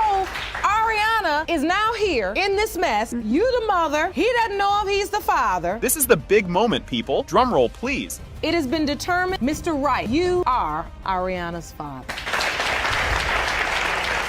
Seriously? This is how we're kicking things off? Ms. Jones strides into court to figure out who the real daddy of her 2-year-old munchkin Jordan is. Mr. Morones is fingers crossed hoping it's him, but he's not putting all his eggs in one basket because, let's face it, doubts are flying everywhere. Buckle up, because this ride's just getting started on parental rights. If the test says you're the daddy, things are about to get as twisted as a pretzel, folks. He is Jordan's biological father. Oh, snap. Ms. Jones spills the beans. She sent intense. Mr. Smith steps up. Blonde hair, blue eyes and all, making him a prime candidate for baby daddy alike. I think they look a lot alike. As you look at the picture, Mr. Morones? Sent me pictures, by text message, Mr. Smith. Me. Now, my point in here, he would have addressed me before he sent her a Facebook or whatever. I know he couldn't be able to find me because we had no contact with each other. She said her. Like a Maury episode, doesn't it? Miss Thayer, you are here today in hopes of saving what is left of your marriage. In doing so, you've summoned your husband, Mr. Thayer, your 19-month-old daughter, Cadence, also your 3-year-old son, Matthew Jr. Mr. Thayer's on stage with trust issues thicker than a bowl of oatmeal. He's ready to hit the divorce button if the kiddos turn out not to be his. Talk about drama.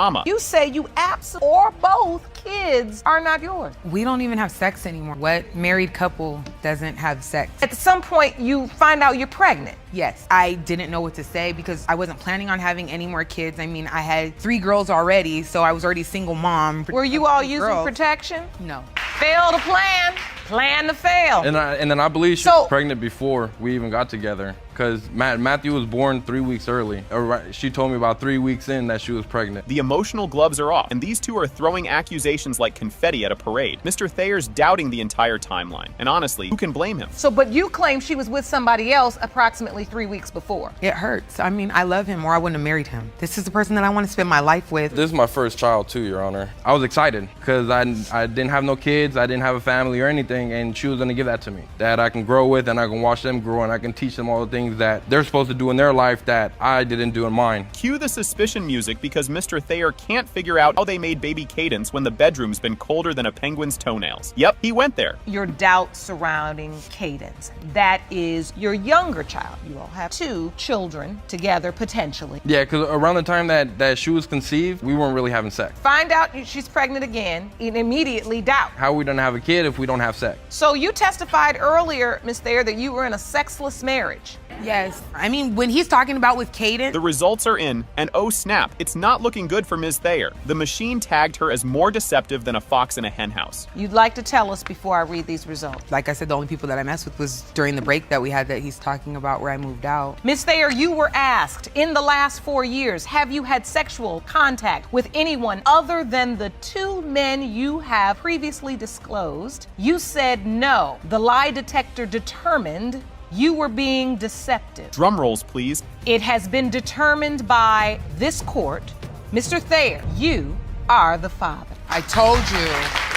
One of them. I told you. We still need Matthew. You won't believe this. The crowd goes wild when Ms. Moore throws shade, claiming Mr. Butler's wife is playing puppet master with his doubts. Ms. Moore is all fired up, telling everyone that the only reason Mr. Butler is second-guessing fatherhood is because of his wife's sneaky ways, causing quite the stir among the audience. And guess what? The drama's just getting started. Mr. Butler has doubts he fathered your 1-year-old daughter, and that's because of his manipulating wife. Mr. Butler, you argue you've been told on multiple occasions by the plaintiff herself that you are not her child's father. Oh snap. Here comes Mr. Butler with his own side of the story, doubting he's the daddy because Ms. Moore once told him he wasn't. He lays it out, recounting times Ms. Moore straight up denied his paternity, which gets the judge digging deeper. Buckle up because the roller coaster is about to drop. One time was because he was harassing me, him and his so-called quote-unquote wife. So you admit, Ms. Moore, you told him you're not the child's father? One time. It's happened because she told me I'm not the dad, she told me I'm not the father. Why would she tell you that? The baby don't even look like me. This just got real. Ms. Moore and Ms. Harrison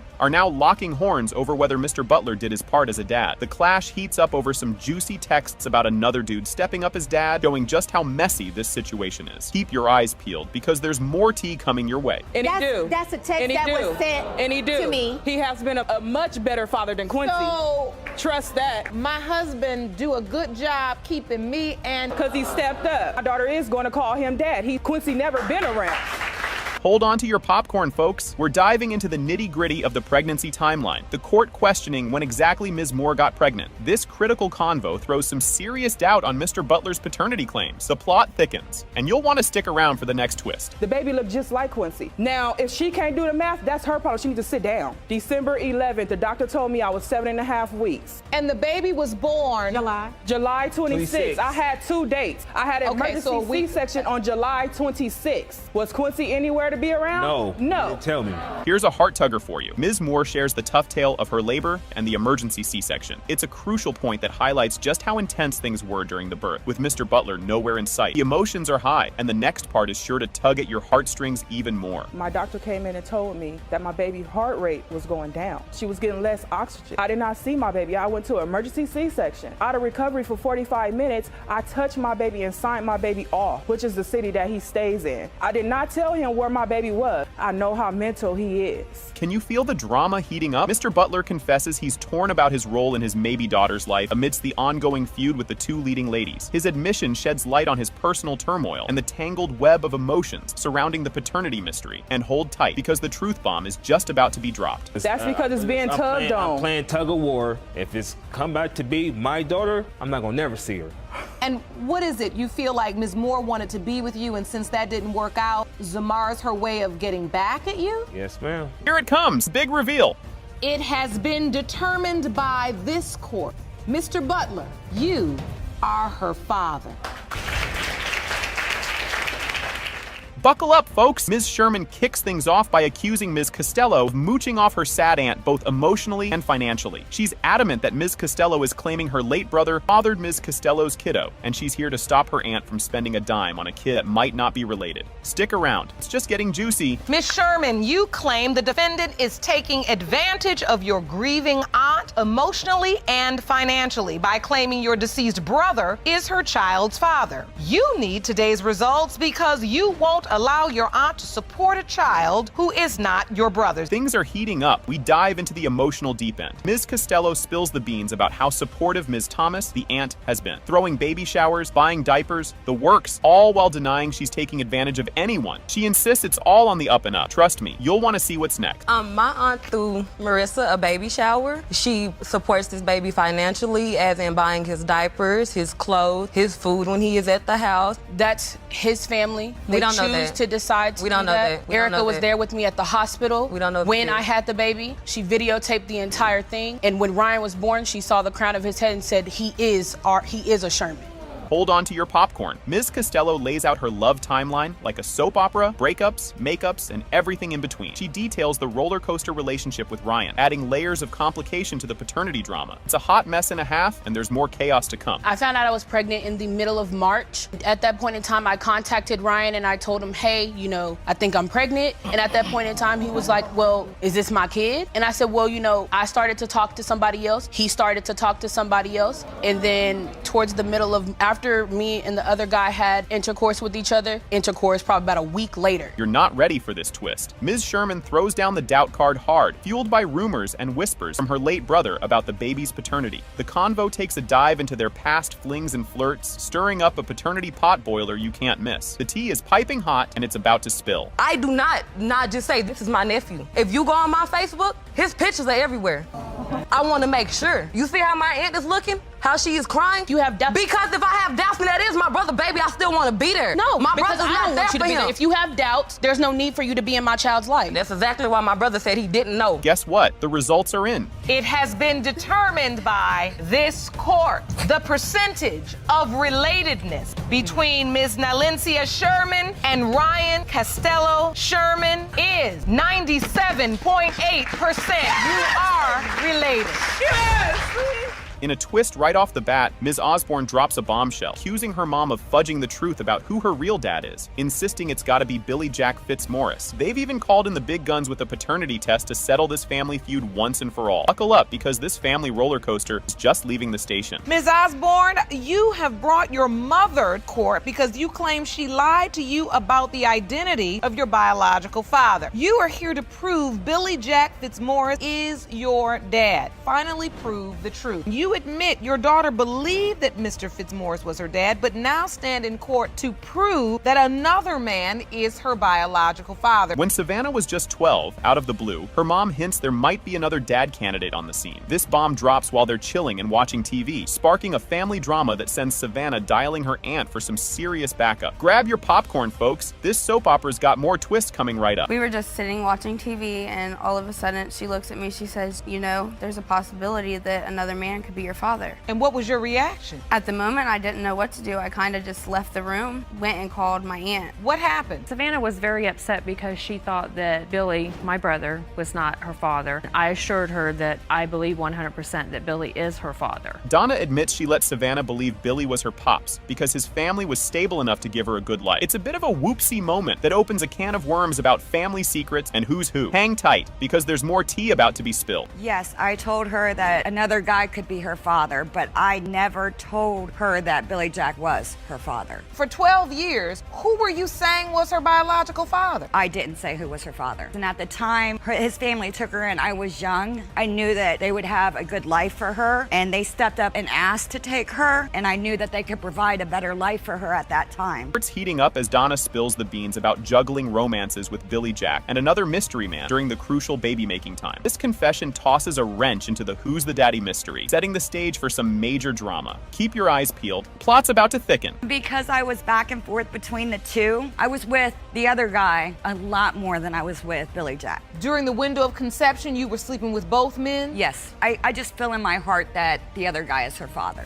And I see you can't even look at your mother right now. You're not even turning your head. Because I just want to know the truth of who my father is. Savannah lays it all out, confronting her mom about the daddy dilemma that's been gnawing at her since she was 12. It's a full-on emotional unload where secrets spill and tears flow. This is some grade A drama. Guess what? It ain't over yet. There's more heart-to-hearts on the way. It really feels horrible to not know who my real father is. After growing all these years to believe somebody else was my father, and it couldn't be. I am sorry, Savannah. You was young. When you was 12, figured that you was old enough to be able to handle it. So I waited to help you because I didn't know if how you would react being so young and me telling you that, if it would confuse you more. You can almost hear the sad violins as Savannah talks about the pain of dragging her mom to court over this paternity pickle. It's a rough ride, and she's just looking for some honest answers. Don't go anywhere. Auntie's about to step into the spotlight, and she's got a story to tell. At the end of the day, it must hurt that you had to drag your mother to court today. Yes, it really does. But I need to know the truth. Brought up on a lie, I have to know. Because the young woman you believe is your niece. Yes, Savannah is my niece, and I love her dearly. And we were always told from day one from Donna that Savannah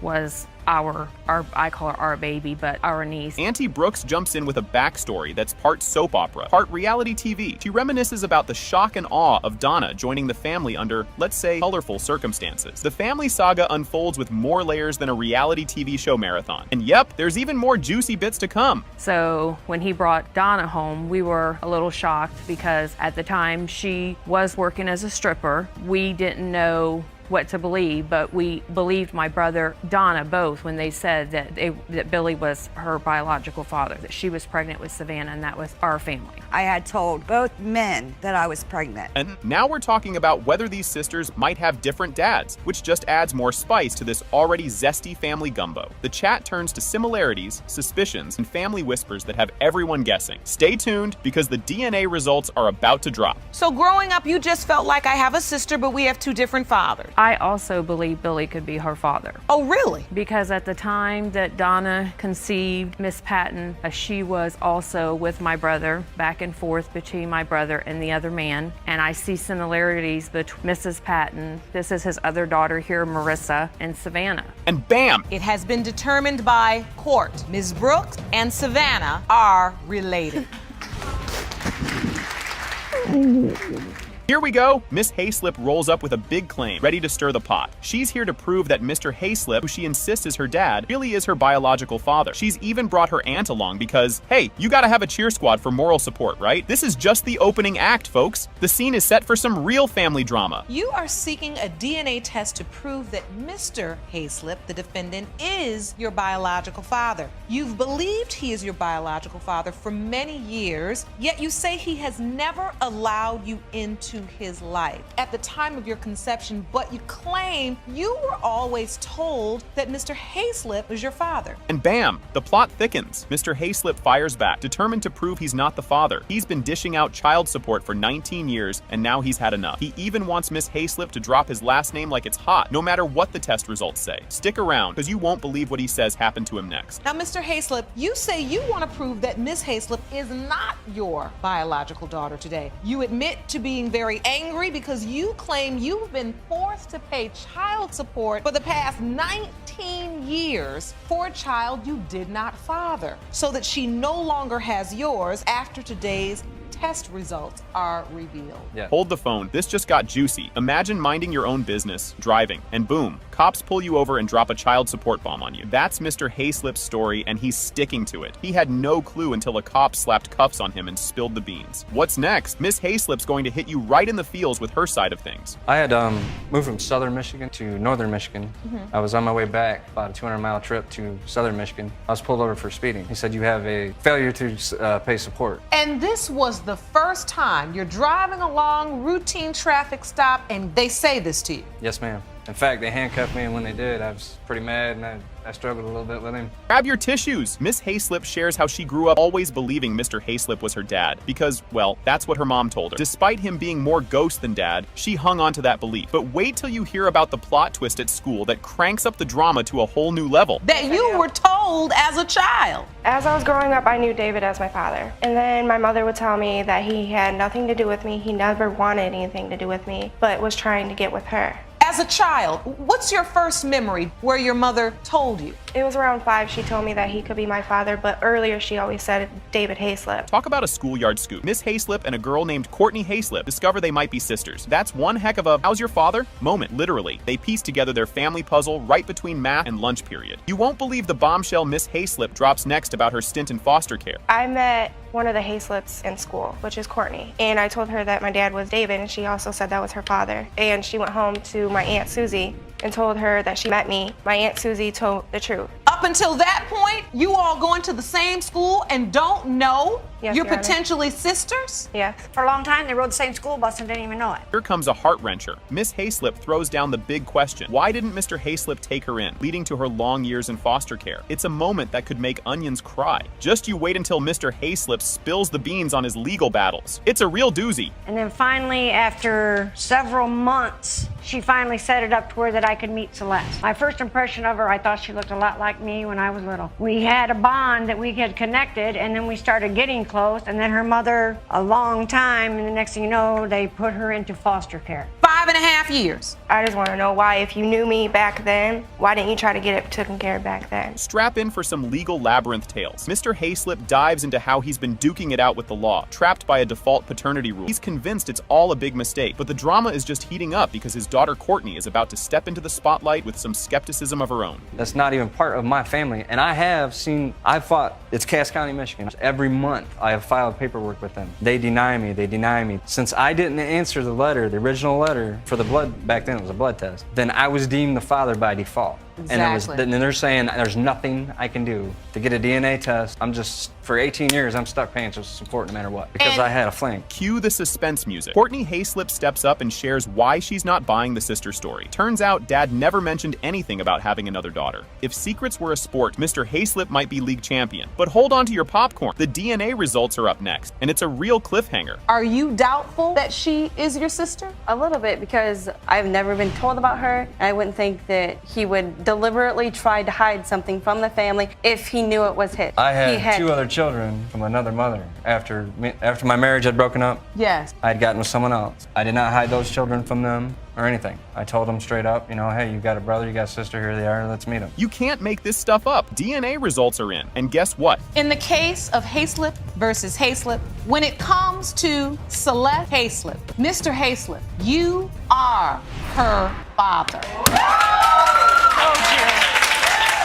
So get this, Mr. Thompson strides in, totally convinced he's the dad. He's like, I've never met Ms. Robinson, but today's DNA test will totally show she's mine. Stick around to see how Mr. Fresneda reacts to that bomb. Mr. Thompson, you've dragged the defendant, Mr. Fresneda, to court to prove that you, not he, fathered Ms. Jasmine Robinson. You've never met Ms. Robinson, but say today you'll prove she's yours. Plot twist. Mr. Thompson spills the beans about his past fling with Ms. Robinson's mom when Fresneda was out of the picture. He dipped out when Fresneda came back, but now he's all, she looks like me. The next bit will have you rolling. Me and her mother had relations while Miss Fresneda was away. When Miss Fresneda came back into the picture, I stopped seeing Sonia, and she was pregnant. Child was born. Family members came to me stating, that she looks like me and things of that nature. Sonia said no, she knows who she got pregnant by. Here's the kicker. Thompson got a call that Robinson's mom passed away, and apparently her last wish was this paternity test. He's here with heart on sleeve, trying to prove he's the dad. Up next, Ms. Robinson drops her side of the story, and it's a doozy. It's sorry to say, but, I got a phone call saying that she had passed away.